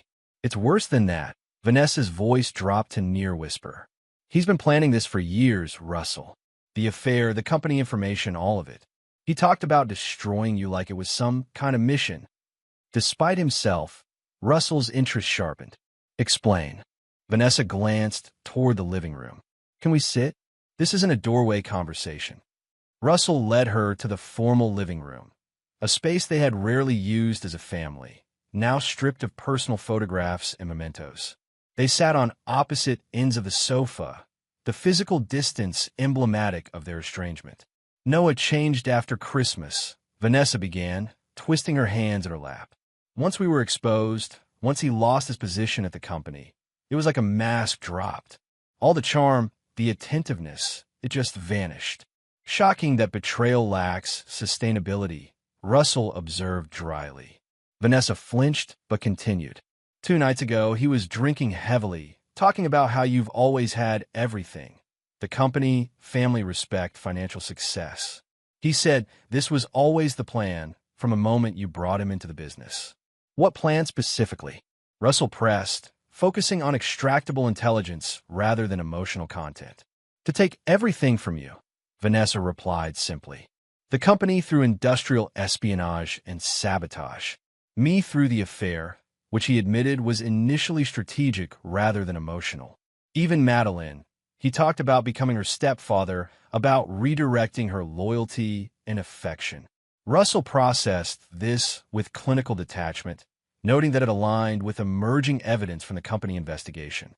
"Why are you telling me this now?" Vanessa met his gaze directly for the first time. "Because I'm afraid of him, Russell. Last night, he was talking about what happens when the legal nonsense is finished. How he'll finally settle things with you personally. He had a gun, Russell. I've never seen him with a weapon before. This new information shifted the threat assessment significantly. Russell had anticipated professional and legal challenges from Noah, but physical violence represented escalation beyond expected parameters. "Have you reported this to the police?" he asked.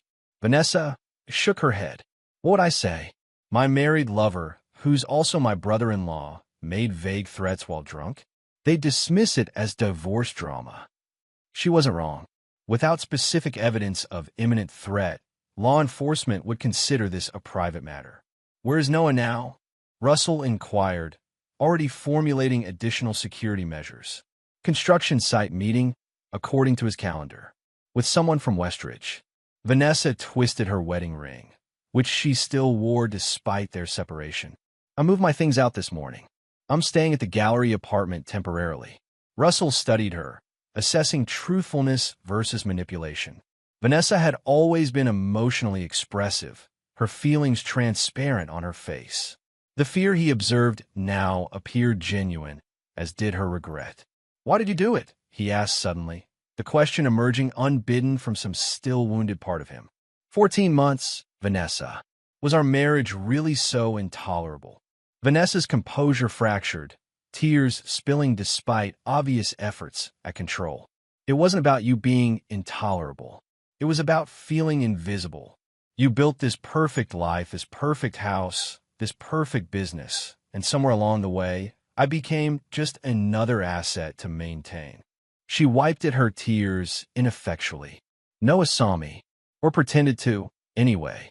He asked about my art, remembered conversations, showed interest in my opinions. I mistook attention for love, the oldest cliché in the world. And now," Russell kept his voice neutral despite the emotional undercurrents pulling at him. "Now I understand what I destroyed," Vanessa admitted quietly. "Not just our marriage, but the safety and stability of our family. Madeline barely speaks to me. I'm living in a studio apartment above a gallery. And the man I thought would be my fresh start turns out to be using me as a weapon against his brother." Russell absorbed this confession without visible reaction, though internally he noted the irony. Vanessa had sought emotional validation outside their marriage, only to discover she'd been manipulated by someone incapable of genuine emotional connection. "I appreciate the warning," he said finally, standing to indicate the conversation's conclusion. "I'll take appropriate precautions regarding Noah. As for the rest, that chapter is closed, Vanessa." She rose as well, resignation evident in her posture. "I know. I didn't come here seeking reconciliation, just to warn you and maybe—" She hesitated, maybe to admit I was wrong. "About everything."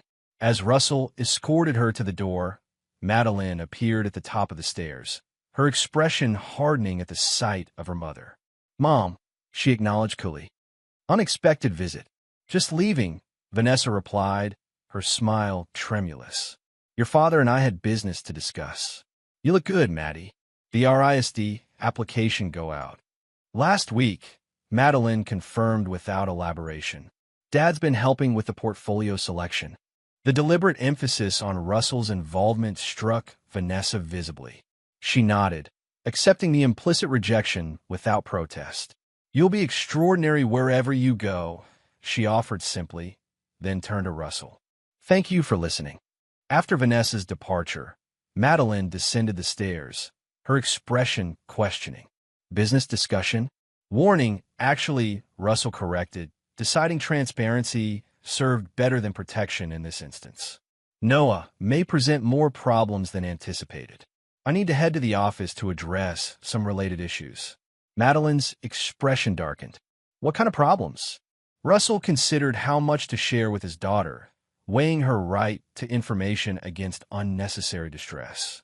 "Professional sabotage, primarily. The Riverside project has significant issues that appear deliberately orchestrated." "That snake," Madeline muttered, adolescent vocabulary inadequate to her adult anger. "Do you need help? I could come with you, take notes or something." The offer touched Russell unexpectedly. Throughout Madeline's childhood, he maintained clear separation between family and business. Her willingness to cross that boundary now, to support him professionally as well as personally, represented a significant evolution in their relationship. "Not tonight," he declined gently, "but I appreciate the offer.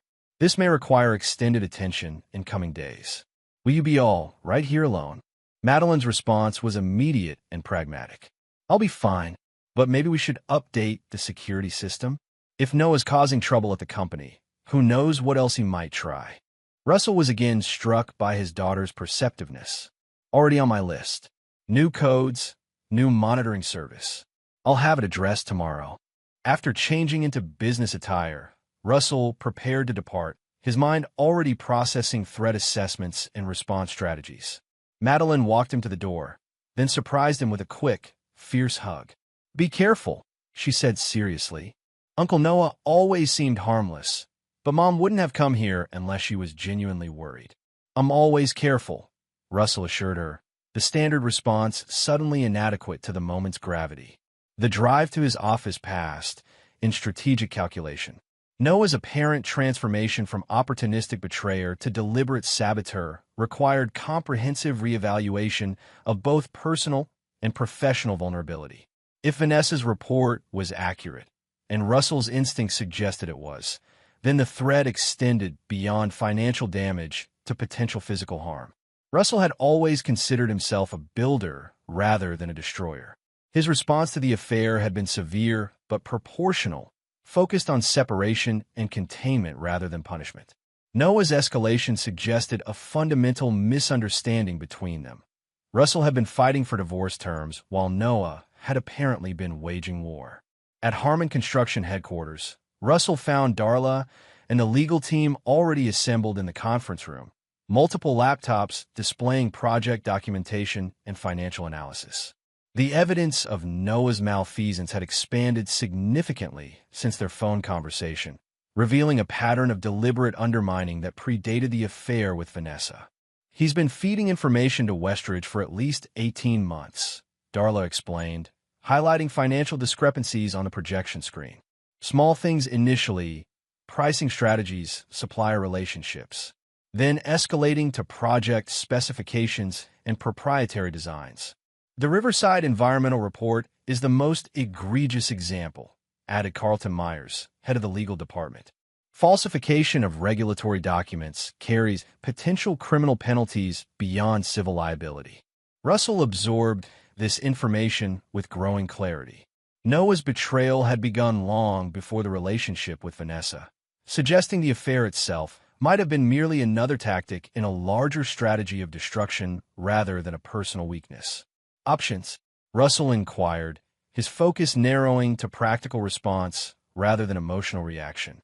"Criminal referral to the district attorney," Carlton outlined.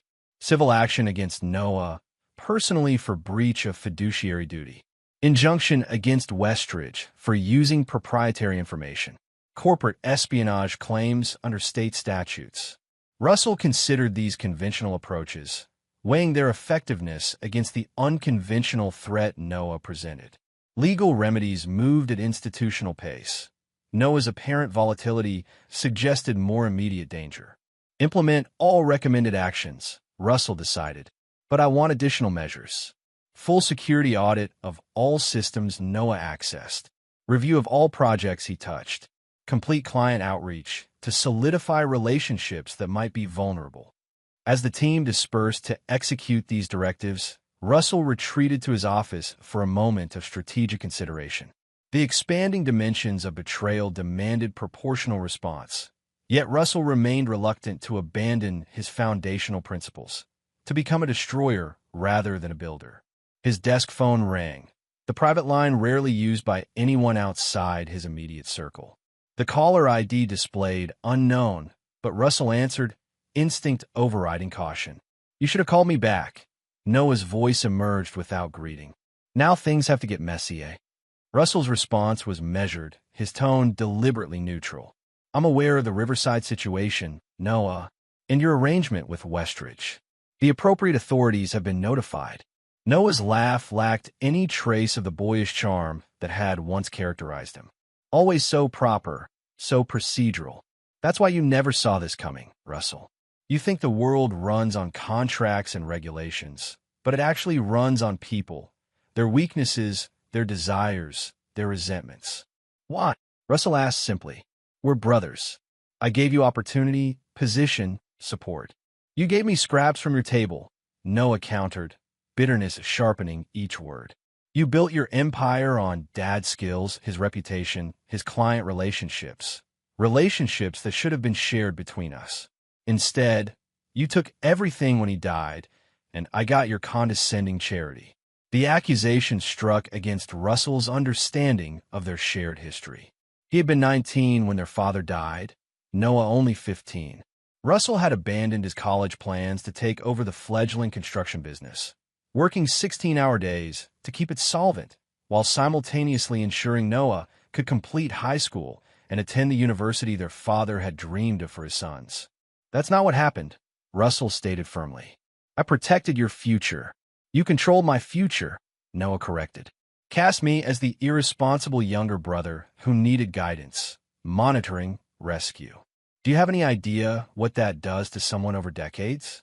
To always be the family charity case. Russell recognized the conversation was yielding valuable insight into Noah's motivations, information that might prove crucial in anticipating his next moves.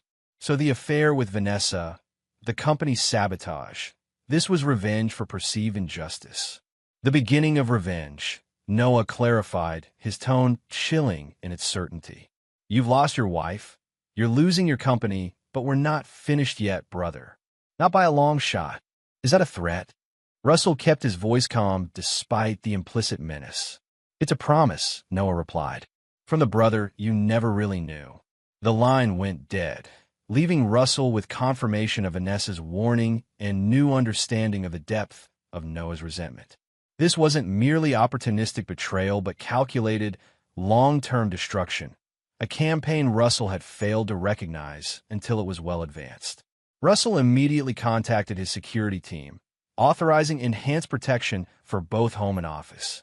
Additional measures would be necessary: surveillance of Noah's movements, review of potential vulnerabilities, preparation for scenarios beyond conventional business dispute. As Russell implemented these precautions, he found himself facing an unfamiliar moral territory. His response to betrayal had thus far remained within ethical and legal boundaries, focused on self-protection rather than retaliation.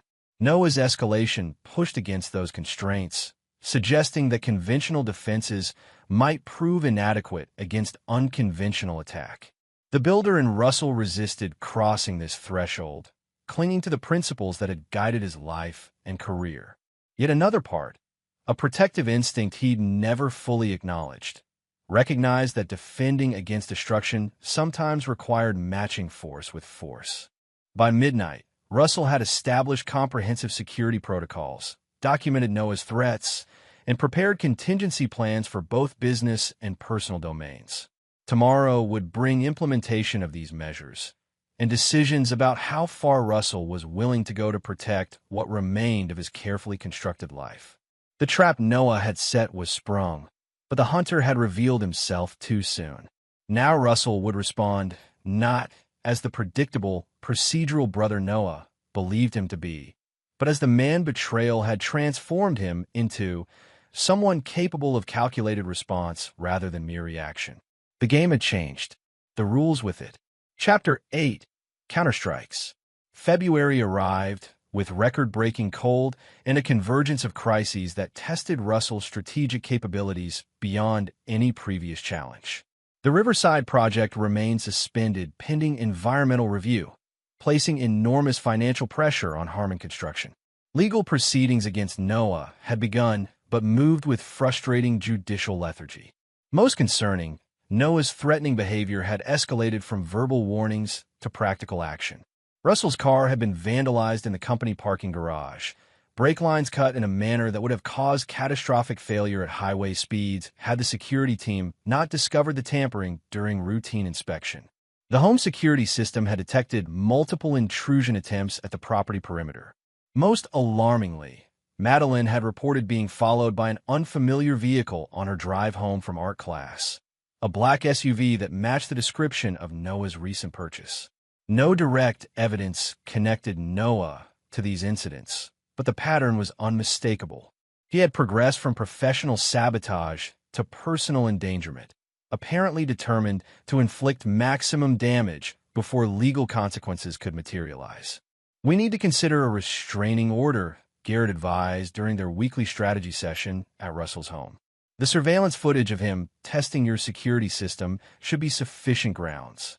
Russell shook his head slightly. "A restraining order is a paper shield. It might create legal consequences after an incident, but it doesn't prevent action." "Then what's your alternative?" Garrett pressed, concern evident in his expression. "This isn't just business anymore, Russell. He's escalating toward violence." Russell had indeed developed alternatives, though he hesitated to share them fully even with his oldest friend.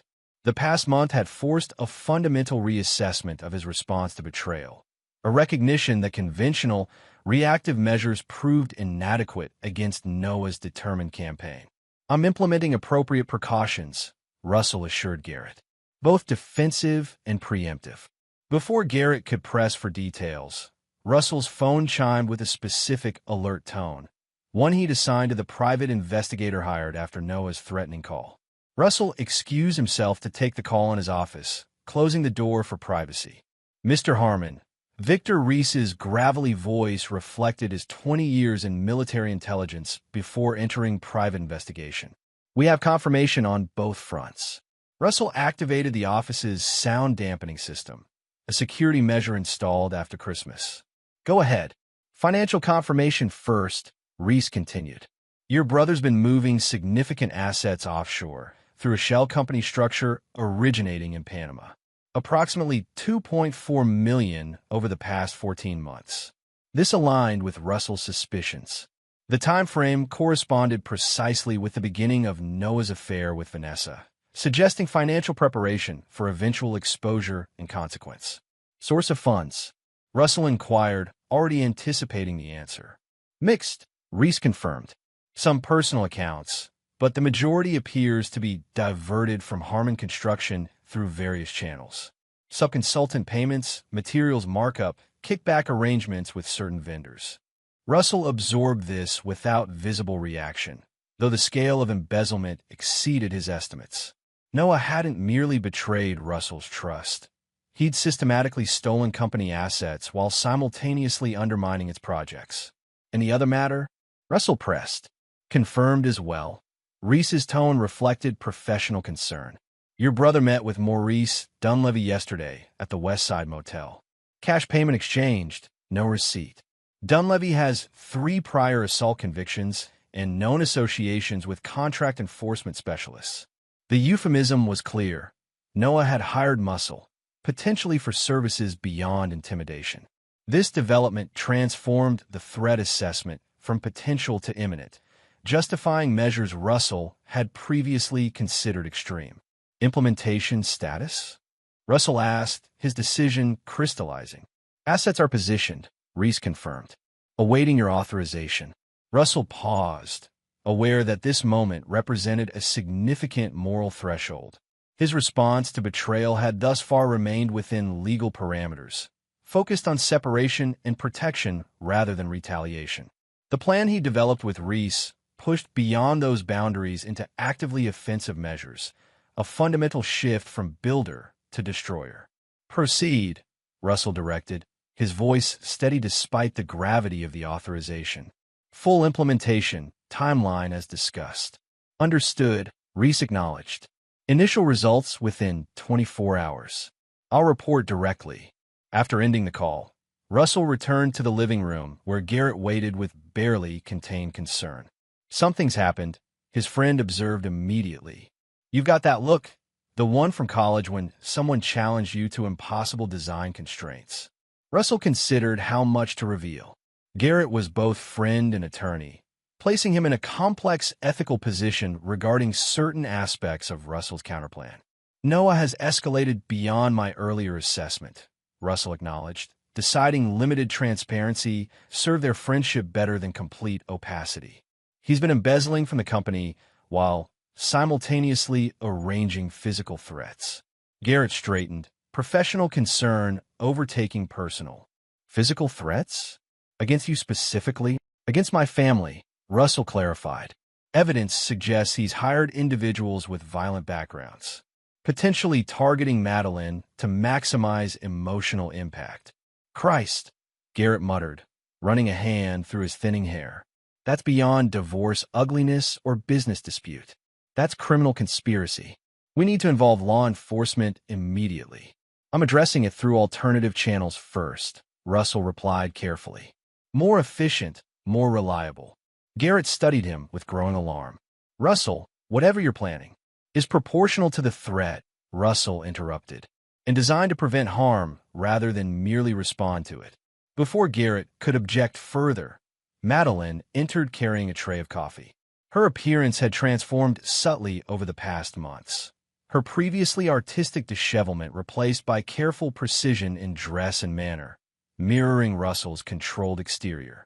The betrayal had accelerated her transition from adolescent to adult, burning away remaining childhood naivety. RISD wants an interview, she announced without preamble. Next Tuesday. Virtual, thankfully, so no travel required. That's excellent news, Russell nodded approvingly. Their acceptance rate is under 20%. An interview request suggests serious interest. Madeline set down the tray, her movements deliberately casual, though Russell detected underlying tension. Have we heard anything from the security company about the car following me? Their report was supposed to come today.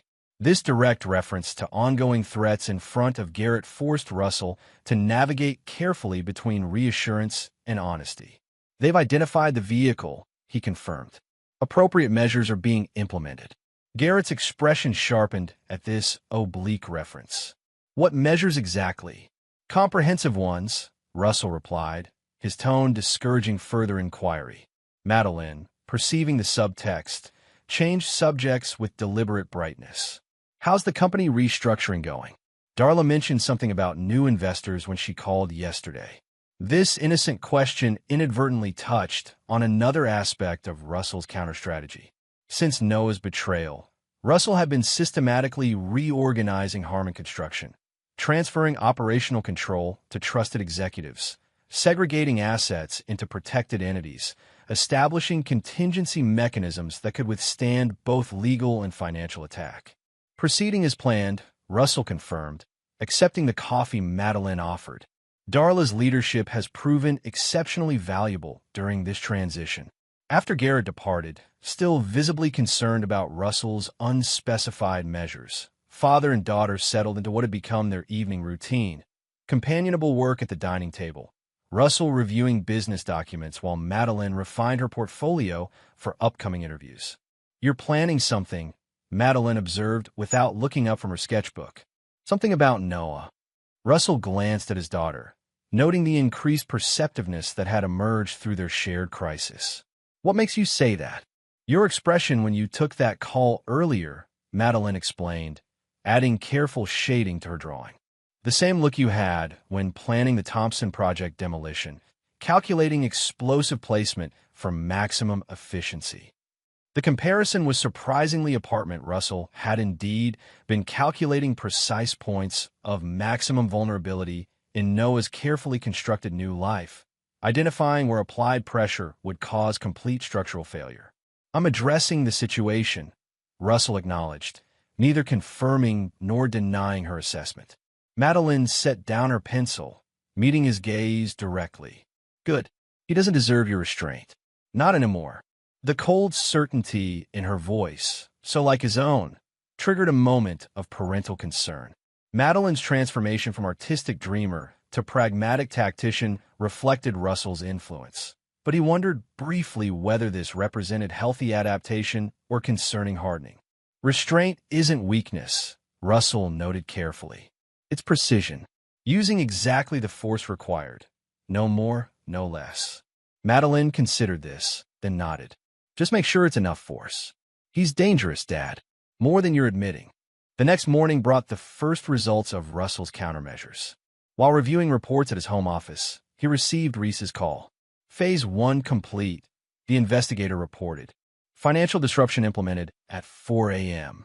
Panama accounts frozen under suspicion of terrorism financing. Swiss holdings located and flagged for irregularities. credit lines terminated across all institutions. Russell checked the monitoring system he'd established to track Noah's activities. Reaction: immediate. Reese confirmed with professional satisfaction. Called his banker at 7:15. Attempted funds transfer at 7:32. Rejected. Second attempt at 8:05. Also rejected. Currently on his third financial institution, experiencing identical results. This represented merely the opening move in Russell's carefully orchestrated response. Noah had spent 14 months building financial escape routes. Russell had collapsed them all simultaneously, trapping assets and institutions now alerted to potential criminal activity. The evidence Reese had planted, subtle connections to questionable organizations, irregular transaction patterns matching terrorism financing profiles, would trigger automatic security protocols that even the most expensive attorneys would require months to unravel. Surveillance status? Russell inquired, moving to the next tactical element. Subject is increasingly agitated, Reese reported. 3 calls to Westridge in the past hour. Meeting scheduled for noon at the waterfront property. Russell checked his watch. Implement Phase 2 at 11:30. I want maximum intersection with the Westridge meeting. Understood, Reese acknowledged. Authorities are prepared. Documentation is comprehensive. After ending the call, Russell turned to find Madeline in the doorway, her expression questioning though she'd clearly heard only his side of the conversation. It's happening today, isn't it? She asked quietly. Russell nodded, seeing no benefit in denial. Certain elements are in motion, yes. Do you need me out of the way?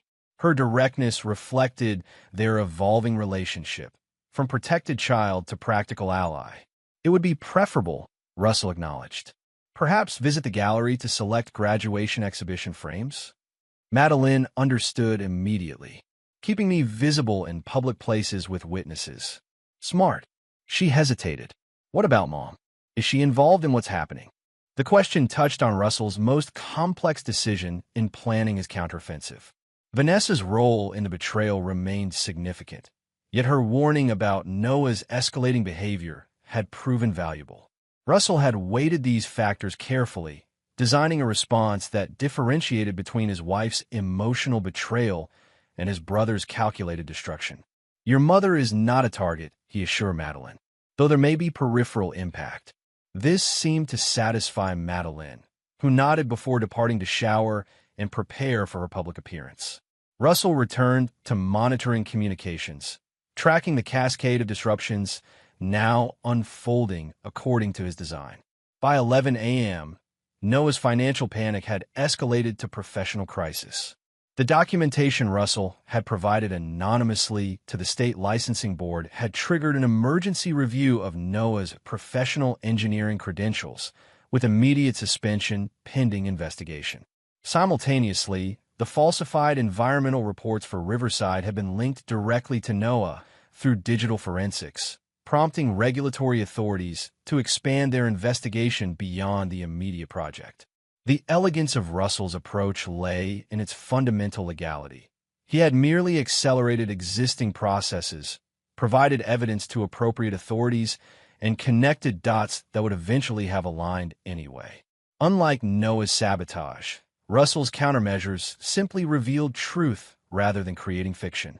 At precisely 11:30, Russell received confirmation that Phase 2 had initiated. Police officers were serving search warrants at Noah's apartment and the Westridge headquarters simultaneously, based on evidence of corporate espionage and environmental fraud. The timing, during Noah's scheduled meeting with Jason Westridge, ensured maximum publicity within the industry community. Russell watched the security feed from his company headquarters, where Darla Green was delivering a carefully crafted statement to assembled employees. Harmon Construction had uncovered evidence of serious misconduct by a former executive, had fully cooperated with authorities, and remained financially stable despite the individual's attempts at sabotage.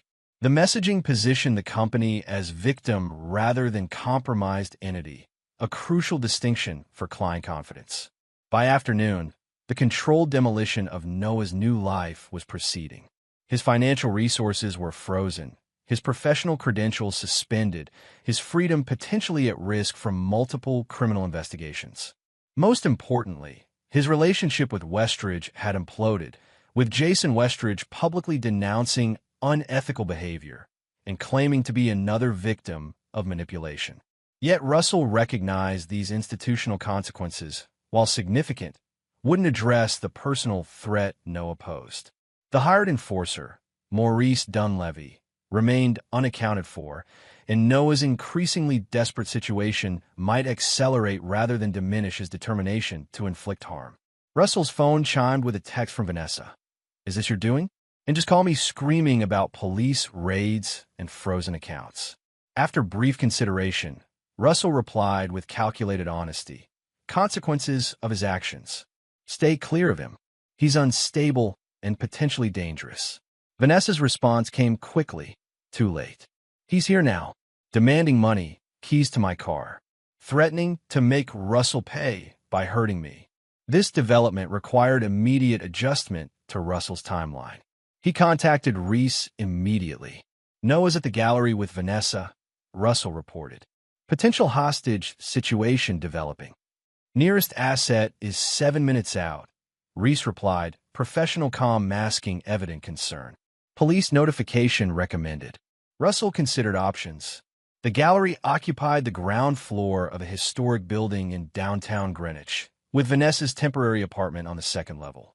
Limited exits, multiple large windows, moderate pedestrian traffic during business hours. No police yet, Russell decided. "Have your asset establish perimeter observation only. I'm 5 minutes away." "Not advisable for you to approach," Reese cautioned. "Subject is increasingly unstable and explicitly threatens you."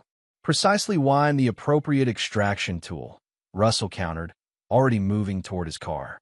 "Continue monitoring all communications. Prepare for rapid escalation if necessary." The drive to the gallery passed in focus calculation. Russell had anticipated potential confrontation with Noah, though not with Vanessa, as intermediary factor.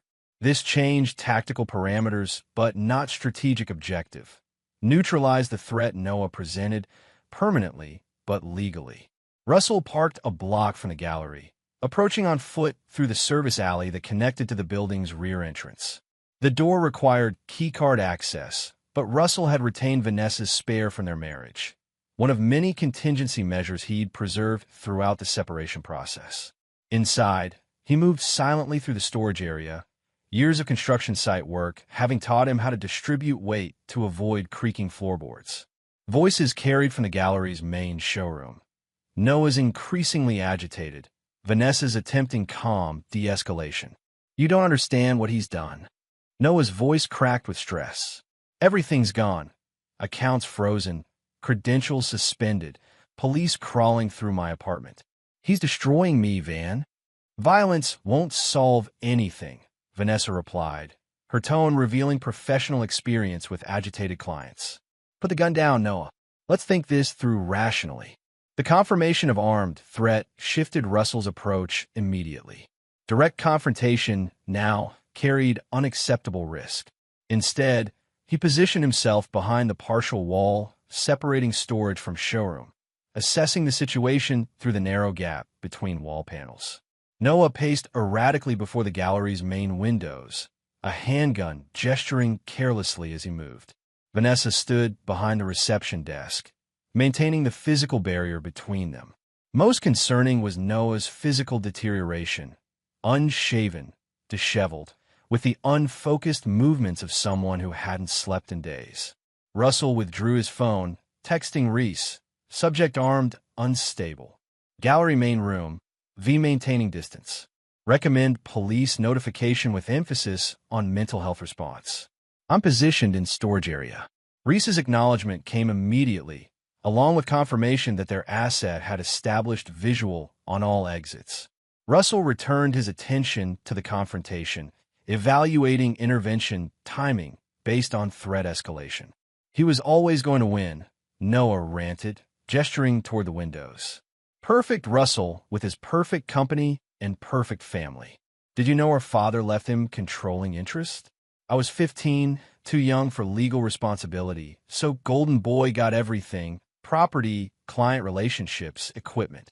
This revelation of decades-old resentment confirmed Russell's emerging understanding of his brother's motivations. Noah's betrayal hadn't begun with the affair. It had roots in their father's death and the unequal distribution of responsibility and authority that followed. "Russell tried to include you," Vanessa countered, her voice steady despite evident fear. "He brought you into the company, supported your professional development. He kept me dependent," Noah shouted, slamming his free hand against the display pedestal. "Always the junior partner, always requiring his approval, his signature, his permission. Do you have any idea what that does to someone? Year after year of being the lesser brother." The accusation carried genuine pain beneath its rage, a distorted perception that nonetheless reflected Noah's lived experience. Russell absorbed this insight without emotional reaction, maintaining tactical focus on the immediate threat. "Whatever issues you have with Russell, they're between you and him," Vanessa attempted reason again. "Using me as leverage only compounds the problem." Noah's laugh held no humor. "There is no more problem to compound, Van. It's over. My career, my finances, my future, all gone in a single morning. The only question remaining is how much I take from him before I go down." The statement confirmed Russell's risk assessment. Noah had reached the destruction phase of his emotional collapse, focused on inflicting maximum damage without regard for consequences. This represented peak danger, requiring immediate intervention. Russell calmly calculated angles, timing, and relative positions. Noah stood at the gallery's center, attention focused on Vanessa and the street-facing windows. Russell had the advantages of surprise, superior physical condition, and strategic clarity, but Noah held the critical element of firearms capability. A notification tone from Noah's pocket provided the necessary opportunity. As Noah fumbled to check his phone one-handed, Russell moved, crossing the storage threshold into the main gallery and covering the 15 feet to Noah before his brother could fully register the new presence. Russell's first strike targeted Noah's weapon hand, a precise blow to the wrist that disrupted grip and neural function simultaneously. The gun clattered to the hardwood floor as Russell's second movement swept Noah's legs, taking him to the ground with controlled force. Noah fought back with desperate strength, landing a glancing blow to Russell's jaw before Russell established positional control. Unlike Noah, who'd spent his life behind desks and in client meetings, Russell had worked construction sites for decades, developing functional strength that theoretical knowledge couldn't match. "It's over, Noah," Russell stated calmly, pinning his brother with practiced efficiency. "Police are en route. The gun gives them everything needed for immediate arrest, regardless of financial investigations." "You've taken everything," Noah gasped, struggling ineffectively against Russell's hold. "Again, you destroyed everything," Russell corrected, increasing pressure slightly as Noah continued to resist. "I'm merely ensuring appropriate consequences." Vanessa had retrieved the weapon, placing it carefully on a high shelf before calling emergency services. Russell maintained control of Noah until police arrived minutes later, professionally documenting the situation and taking Noah into custody on multiple charges: illegal weapons possession, assault, criminal threatening. As they led Noah away, he turned back to Russell with naked hatred. "This isn't finished," he spat. "Not while I still breathe." Russell met his brother's gaze with calm certainty. "Actually, it is finished. Completely and irreversibly." Only after police departed with Noah did Russell allow himself to assess Vanessa, who sat trembling at the reception desk, shock finally overtaking her professional composure. "Are you injured?" he asked, maintaining practical focus. She shook her head. "No," frightened but unharmed. She looked up at Russell, genuine gratitude mixing with lingering guilt. "You came yourself. Why not send security? Or just call police immediately?" "Tactical assessment," Russell replied simply. The situation required precise intervention with minimal collateral damage. Vanessa studied him with newfound perception. "You're not who I thought you were," she observed quietly. All these years, I saw the builder, the planner, the methodical businessman. I never recognized the strategist beneath. People generally don't, Russell acknowledged. The observation neither prideful nor resentful, merely factual. Before further conversation could develop, Russell's phone alerted him to Reese's call. He stepped aside to take it, maintaining situational awareness of the gallery space. Final confirmation, Reese reported. All electronic evidence has been delivered to authorities. Financial freeze is now accompanied by criminal investigation flags. Professional licenses suspended pending review. The Westridge connection has been fully documented and submitted to appropriate agencies. In the other matter, Russell inquired. Completed as directed, Reese confirmed. All surveillance materials from the affair have been anonymously delivered to Noah's defense attorney, demonstrating pattern of instability and obsession dating back 18 months. Combined with today's armed confrontation, this creates substantial framework for psychiatric evaluation rather than standard criminal processing. This represented the final element of Russell's counteroffensive. Not merely legal consequences for Noah's actions, but redirection into long-term psychiatric confinement rather than limited incarceration. The evidence Russell had accumulated demonstrated not just criminal behavior, but dangerous obsession and psychological deterioration, ensuring extended removal from society rather than brief punishment. Excellent, Russell acknowledged.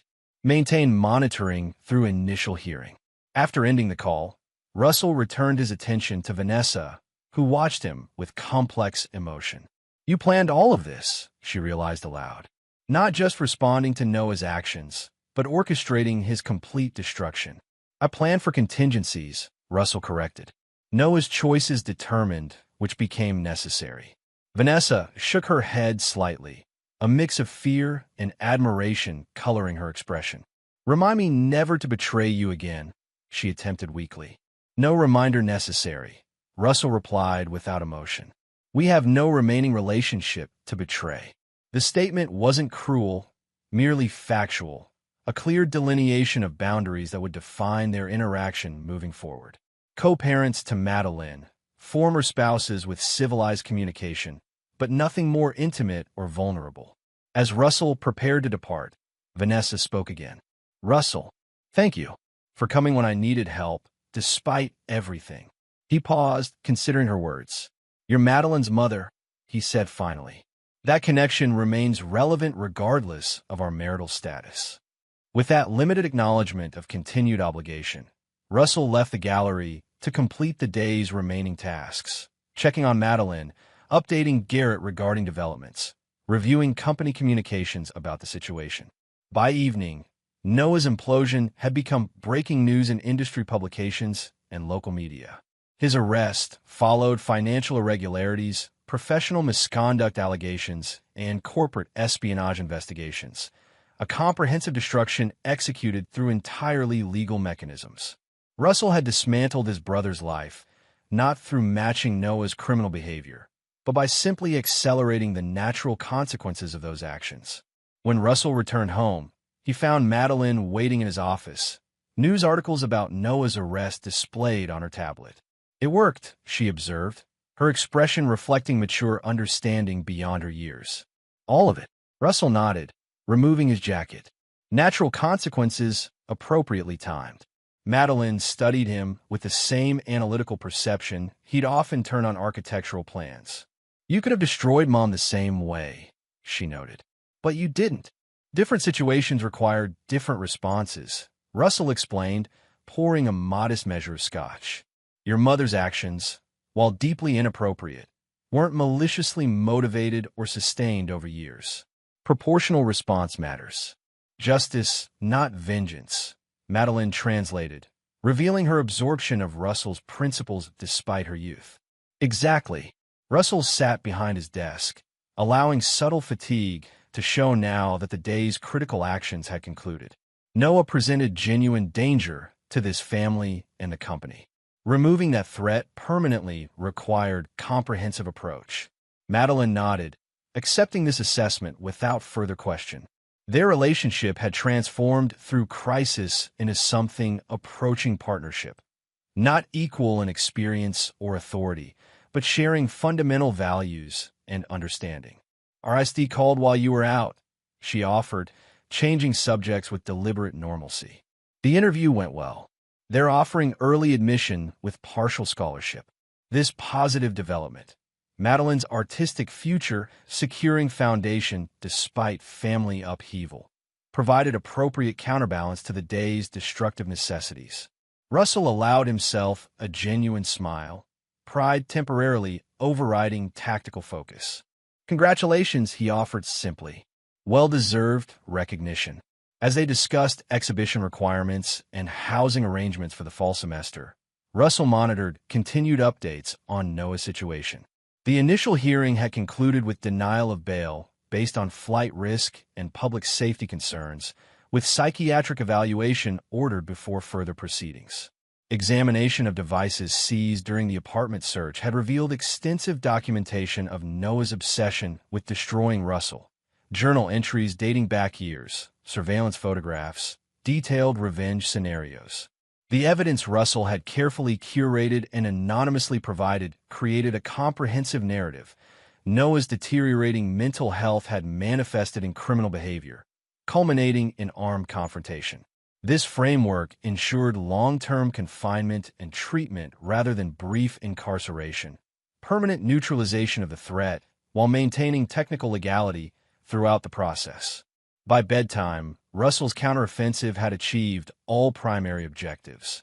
Noah removed from society through legal mechanisms, company stability preserved through transparent communication and leadership transition, family security re-established through practical protections. The personal and professional structures Noah had attempted to destroy now stood reinforced, adapted to withstand not just this attack, but potential future threats as well. As Russell completed his evening routine, security checks, communication reviews, preparation for tomorrow, he acknowledged the transformation these months had required. The betrayal had forced evolution from builder to defender, from creator to strategic warrior. This adaptation, while necessary, carried costs in trust and connection that might never fully heal. Yet Russell recognized that foundations, once properly reconstructed after damage, often exceeded their original strength. The rebuilt life, emerging from betrayal's wreckage, wouldn't replicate what existed before, but perhaps it didn't need to. Perhaps this new construction, designed with hard-earned wisdom about structural vulnerabilities, might ultimately prove more resilient than its predecessor. With this architectural insight providing philosophical comfort, Russell Harmon completed his day of justice delivered, preparing for the reconstruction that would follow destruction's necessary conclusion. Chapter 9. Foundations Rebuilt. 3 months after Noah's arrest, summer settled over Greenwich with characteristic humidity and renewed energy. The Harmon residence had undergone subtle transformation. Interior walls repainted in warmer tones, furniture rearranged to optimize natural light, garden beds replanted with Madeline selections rather than Vanessa's preferred formal arrangements. Physical space reflecting psychological evolution, the home's atmosphere softening from showcase to sanctuary. Russell stood in his newly remodeled office, reviewing architectural plans for Harmon Construction's latest project, a community art center that would replace the abandoned Riverside development. After Noah's environmental fraud had been fully documented, Russell had pivoted the company away from commercial development towards civic infrastructure, rebuilding not just organizational stability, but public reputation as well. The community foundation called again. Darla Green announced from the doorway, tablet in hand. "They want to confirm your attendance at the groundbreaking ceremony next month." Russell nodded, marking a dimension adjustment on the blueprints. "Schedule it. Full press coverage, charitable component, as discussed." Darla made the notation, then hesitated with uncharacteristic uncertainty. "There's something else." The psychiatric hospital called. Noah's requesting visitation. The statement landed with minimal impact, Russell having anticipated this development eventually. 3 months of intensive treatment had apparently progressed Noah to the stage where controlled external contact became therapeutically appropriate. Denied, Russell replied without hesitation. Forward all such requests to legal for standard response. He's apparently shown significant improvement, Darla continued, fulfilling her professional obligation to provide complete information. The treatment team suggests family reconciliation might prove beneficial to his recovery. Russell looked up from the blueprints, his expression reflecting neither anger nor distress, merely pragmatic assessment. His recovery is their professional responsibility. Our security remains mine. The separation stays absolute. This decision reflected neither vengeance nor emotional reaction, but calculated risk management. Noah's betrayal had revealed fundamental character deficiencies no treatment could fully mitigate. Russell had no intention of re-establishing connection that might eventually threaten the stability he'd reconstructed. Understood, Darla acknowledged, recognizing the matter closed. On a more positive note, the quarterly financials exceeded projections by 17%. The restructuring has delivered better than anticipated efficiency. This news confirmed Russell's strategic wisdom in using crisis as catalyst for comprehensive organizational change. Following Noah's removal, Russell had implemented the transition plan developed during December's initial response, elevating Darla to operational leadership while he focused on strategic direction and design innovation. The hybrid role suited his evolving priorities, allowing creative fulfillment while maintaining control of critical decisions. Excellent, Russell nodded. Implement the employee bonus structure we discussed. Performance at this level deserves appropriate recognition. After Darla departed, Russell returned to the architectural plans with renewed focus. The Arts Center represented personal evolution as much as professional pivot, incorporating Madeline's input regarding studio layouts and gallery spaces, blending Russell's structural with artistic functionality in ways their previous communication barrier might have prevented. His phone chimed with a text from Madeline. Mom asking if I can have dinner with her tonight before I leave. Thoughts? This simple consultation reflected their transformed relationship. Following Noah's arrest and subsequent psychiatric commitment, Madeline had maintained limited contact with Vanessa. Occasional meals, brief conversations, tentative rebuilding of damaged trust. Russell had neither encouraged nor discouraged this reconciliation, recognizing Madeline's right to navigate her own relationship with her mother. Your decision entirely, Russell replied. Dinner here at 8 if your plans change. The divorce had finalized 2 months prior, concluding with surprising efficiency given the complex emotions involved. Vanessa had honored her commitment to accept prenuptial terms, receiving the settlement specified 12 years earlier plus Russell's unexpected addition of gallery ownership transfer, a decision based on practical recognition of her professional capabilities rather than emotional generosity. Their post-marriage interaction remained minimal but civilized, coordinated primarily around Madeline's college preparation. Tomorrow would mark a significant milestone in this cooperative separation, with both parents accompanying Madeline to RIS summer program orientation before she began full-time enrollment in September. Russell's phone rang with Garrett's distinctive tone, prompting momentary concern given his friend's awareness of Russell's work schedule. The final documentation arrived, Garrett announced without preamble. Westridge settlement fully executed. Funds transferred to the designated accounts. Case officially closed. This represented the conclusion of Harmon Construction's civil action against Westridge Development for corporate espionage and intellectual property theft. After Noah's criminal charges had been filed, Jason Westridge had rapidly sought settlement, desperate to distance his company from potential criminal conspiracy implications. Transfer the settlement funds to the Scholarship Foundation as discussed, Russell directed. Anonymous donor designation. Already initiated, Garrett confirmed. The board was quite surprised by the sudden 7-figure endowment. Russell had established the Construction Industry Scholarship Fund during spring reorganization, creating educational opportunities for students from disadvantaged backgrounds interested in architectural design and construction management. The Westridge settlement funds would ensure program sustainability for decades, transforming financial compensation into lasting positive impact. One other thing, Garrett continued, his tone shifting to personal rather than professional. The prosecutor called. Noah's psychiatrist is recommending transfer to a less restrictive facility based on treatment progress. The DA wanted your position before responding. Russell had anticipated this development as well, having researched typical treatment trajectories during his initial planning. Opposition remains unchanged. The psychiatric evaluation documented sustained, deliberate destructive intent spanning years. 3 months of medication compliance doesn't negate that reality. Understood, Garrett replied. I'll communicate your continued security concerns. The restraining order provides additional legal framework for maintaining separation. After ending the call, Russell completed his review of the Arts Center plans, approved the final adjustments, and prepared to leave the office. His work-life balance had shifted significantly since Christmas, deliberate adjustment rather than crisis-driven change, reclaiming personal time previously sacrificed to professional demands. Russell drove home through early evening traffic, mentally reviewing tomorrow's RISD orientation schedule. Madeline's acceptance had represented one positive outcome amid months of challenge.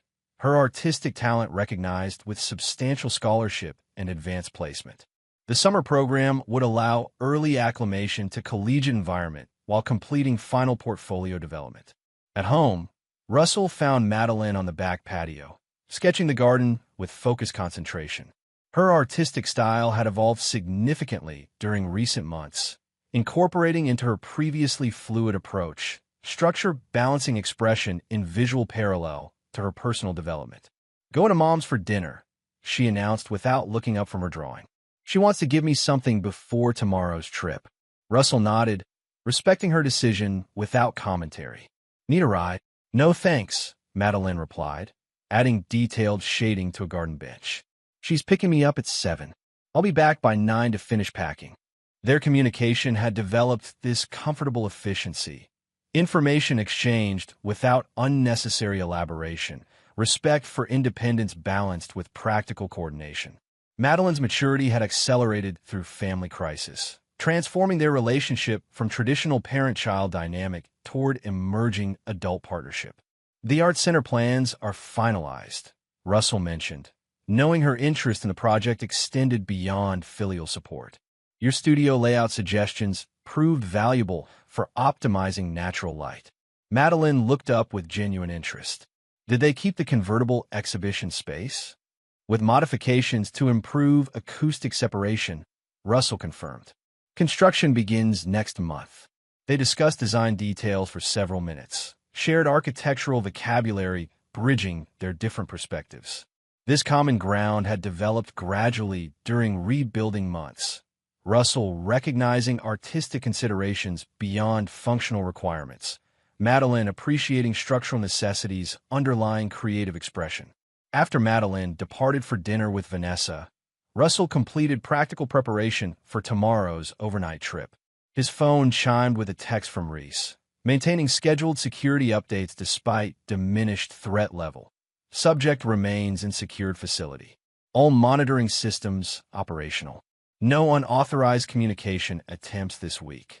Russell acknowledged the update with professional appreciation. Though Noah's physical threat had been neutralized through institutional confinement, Russell maintained comprehensive security protocols, surveillance of Noah's limited communications, monitoring of potential proxies, regular assessment of physical protection systems. The precautions reflected neither paranoia nor vendetta, merely pragmatic risk management. While reviewing email, Russell received an unexpected message from Vanessa, its formal tone reflecting their revised relationship. Russell, a letter arrived for you at the gallery today, forwarded from the house before address changes processed. Given tomorrow's joint travel, I've left it with tonight's gift for Madeline. She'll bring it home. It appears to be from Noah's facility, though obviously screened through proper channels. Your decision whether to read it, of course. Vanessa. The notification prompted neither emotional reaction nor immediate decision. Russell simply acknowledged the information, recognizing another choice point approaching regarding boundaries with his institutionalized brother. When Madeline returned from dinner, she carried both the anticipated package from Vanessa and the forwarded letter. She placed both on the kitchen island without comment, though her glance at the institutional return address revealed awareness of its significance. "Mom's giving me her old professional camera equipment," she explained, focusing on the positives. "Says I've developed enough technical skill to justify the investment." "Thoughtful and practical," Russell acknowledged, recognizing Vanessa's gesture as both maternal support and partial atonement. "Will it complement your program requirements?" Madeline nodded, her expression reflecting complex emotions regarding her mother, lingering hurt balanced against tentative reconnection. "The photography elective requires digital SLR capability. This saves considerable expense." She hesitated, then added quietly, "She's trying, Dad." In her way, Russell accepted this assessment without contradiction or endorsement. Vanessa's efforts toward reconciliation with Madeline represented personal growth Russell neither opposed nor facilitated, a separate relationship development that paralleled rather than intersected his own post-marriage evolution. Later that evening, after Madeline completed packing and retired to her room, Russell finally addressed the forwarded letter. The institutional envelope had been professionally opened and resealed, contents examined by facility staff before approval for external delivery. Russell considered discarding it unread, maintaining absolute separation from Noah's attempted communication. Professional curiosity prevailed over emotional preference. Information, even potentially manipulative, provided tactical advantage through insight into potential threat evolution.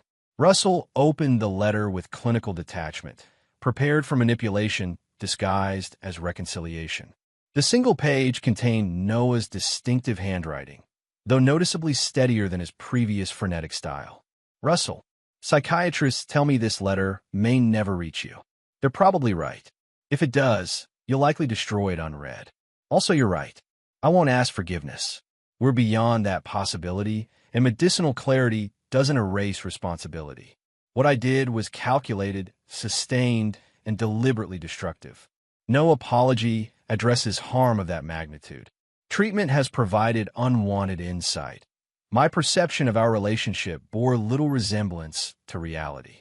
The narrative I constructed of deliberate suppression and control reflected internal damage rather than external truth.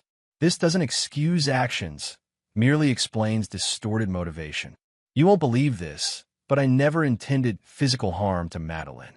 The surveillance was meant to frighten you, not threaten her. That distinction matters little now, but needed stating. I'll remain here indefinitely. The diagnosis explains, but doesn't absolve. The delusion has shattered, leaving only wreckage where brotherhood once existed. You constructed while I destroyed. The fundamental difference between us was always there, though I refused to see it until forced chemical clarity revealed truth too late for relevance. Noah. Russell read the letter twice, assessing content against potential manipulation. The absence of forgiveness requests or reconciliation overtures suggested genuine psychiatric intervention rather than strategic communication.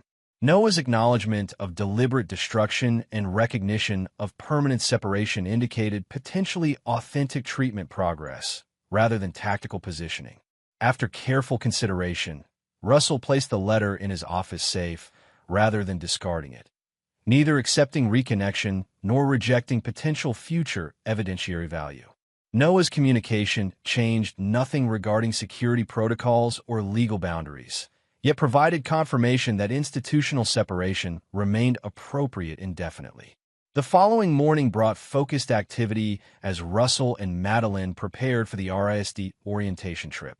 Their efficient coordination reflected months of adapted routine, practical partnership, replacing the family choreography that had previously defined household operation.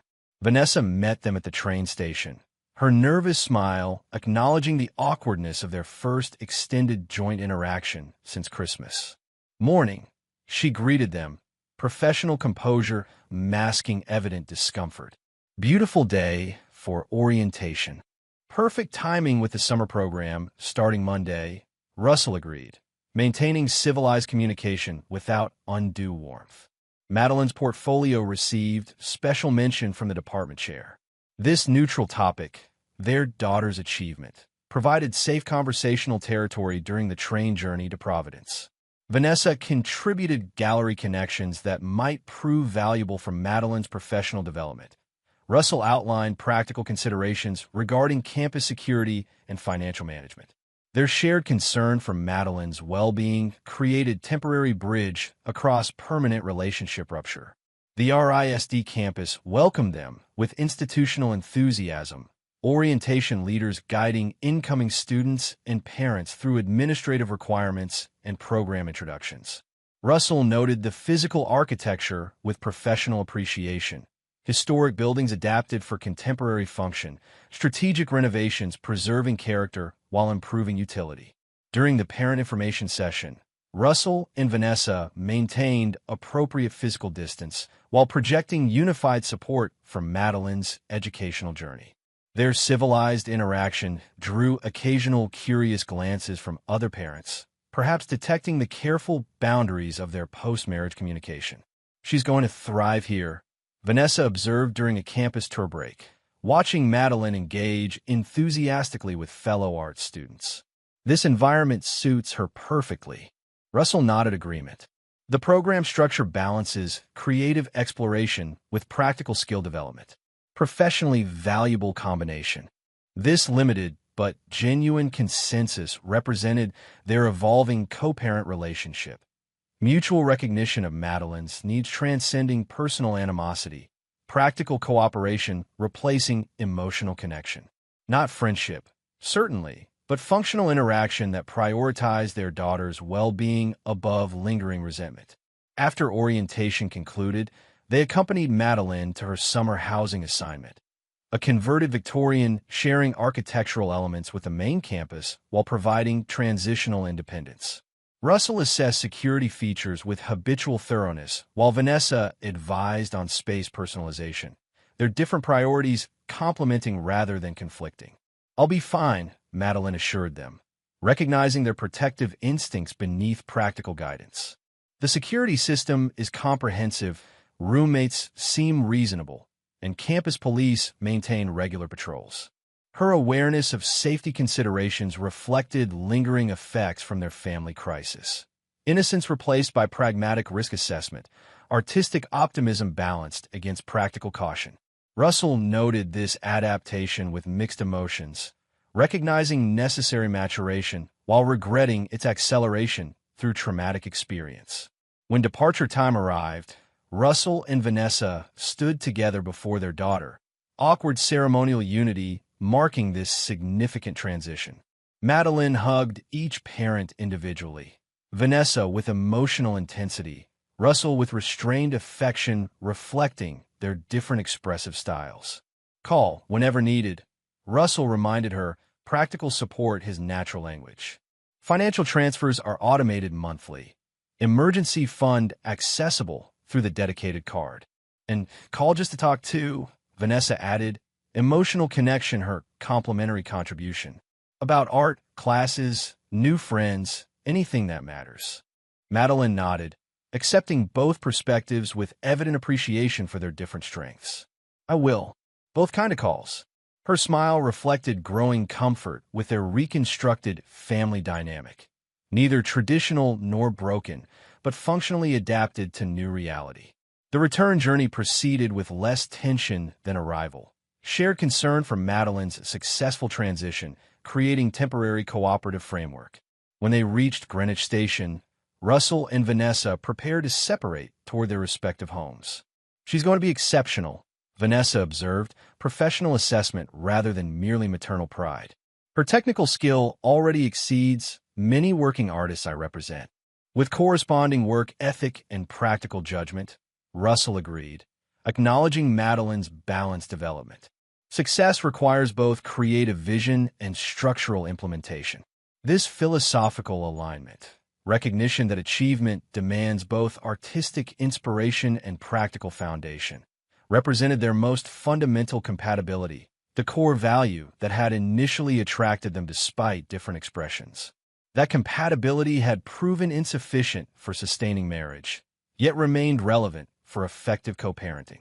The gallery's hosting a Rising Artists exhibition next month, Vanessa mentioned as they prepared to depart. Several RISD graduates among the featured creators. You'd be welcome to attend the opening if interested in seeing potential career paths for Madeline. The invitation carried no romantic subtext, merely professional courtesy and shared parental interest. Russell considered briefly before nodding. Send the details. Calendar permitting, I'll attend briefly. With this limited but civil future connection established, they separated toward reconstructed individual lives. Vanessa to her gallery apartment, Russell to the family home now reconfigured as personal space rather than marital domain. Returning to the quiet house, Russell completed his evening routine: security confirmation, communication review, preparation for tomorrow's activities.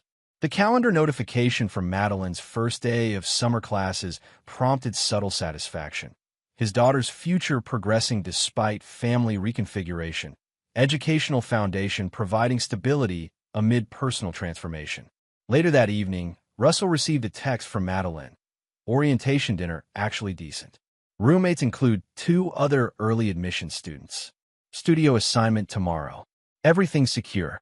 The message's dual content, both social update and security confirmation, reflected their evolved communication, blending Vanessa's expressive influence with Russell's practical focus. Russell replied with similar balance. Glad to hear it. Looking forward to studio details. Sleep well. As midnight approached, Russell stood at his office window, surveying the property that had once represented perfect family completion. The garden shed, scene of initial betrayal discovery, had been repurposed as Madeline's photography darkroom during spring reconstruction. The master bedroom had been remodeled with masculine simplicity, erasing lingering traces of shared occupation. The household systems operated with adapted efficiency, accommodating single resident rather than family unit. Russell's phone chimed with final security confirmation from Reese. All monitoring systems operational. Subject remains in secured facility. No anomalous activities detected. Daily report complete. The notification represented not lingering vengeance, but pragmatic risk management, prudent precaution rather than emotional fixation. Noah's psychiatric confinement provided necessary separation, while monitoring ensured early detection of potential boundary challenges. The systems would remain indefinitely, neither excessive nor insufficient for addressing demonstrated threat. Russell acknowledged the update, then completed final preparation for sleep. Tomorrow would bring continued reconstruction. Company leadership meeting regarding the Arts Center project, architectural review of RISD campus features for potential incorporation, consideration of Vanessa's gallery exhibition invitation as potential normalization step. As he settled into adapted routine, Russell acknowledged the fundamental truth that had emerged through crisis navigation. Foundations, when properly rebuilt after betrayal's damage, often exceeded original construction in both strength and functionality. The reconstructed life, rising from destruction's aftermath, wasn't merely a repaired version of previous existence, but evolved creation incorporating hard-earned wisdom about structural vulnerabilities and essential reinforcement. The perfect family structure had collapsed under betrayal's weight, revealing critical design flaws beneath surface appearance. Its replacement, reconfigured parenthood, adapted professional focus, reconstructed personal identity, incorporated architectural lessons impossible to learn without catastrophic failure. Balance without dependency, strength without rigidity, connection without vulnerability to single-point collapse. Russell Harmon had entered this ordeal as successful builder of external structures, homes, businesses, community developments. He emerged as architect of more complex construction, adaptable systems designed to withstand betrayal without disintegration, relationships built on transparency rather than assumption, personal identity founded on intrinsic rather than relational value. The betrayal that had threatened total destruction had instead forced comprehensive redesign, creating foundation for future construction that no deception could undermine. The transformation from builder to architect of resilience. Russell's evolutionary response to catastrophic challenge represented not merely survival, but fundamental advancement. As Russell completed his day, the reconstructed home settled around him with quiet stability, not to showcase perfection of previous existence, but something ultimately more valuable: authentic structural integrity that would withstand whatever storms approached on tomorrow's horizon. The foundation had been rebuilt. Construction continued. And there you have it. Another story comes to an end. What did you think? I'd love to hear your thoughts in the comments below. If you enjoy this story, consider joining our community by subscribing. It means the world to us. For more stories like this one, check out the recommended videos on screen. And I'll see you there.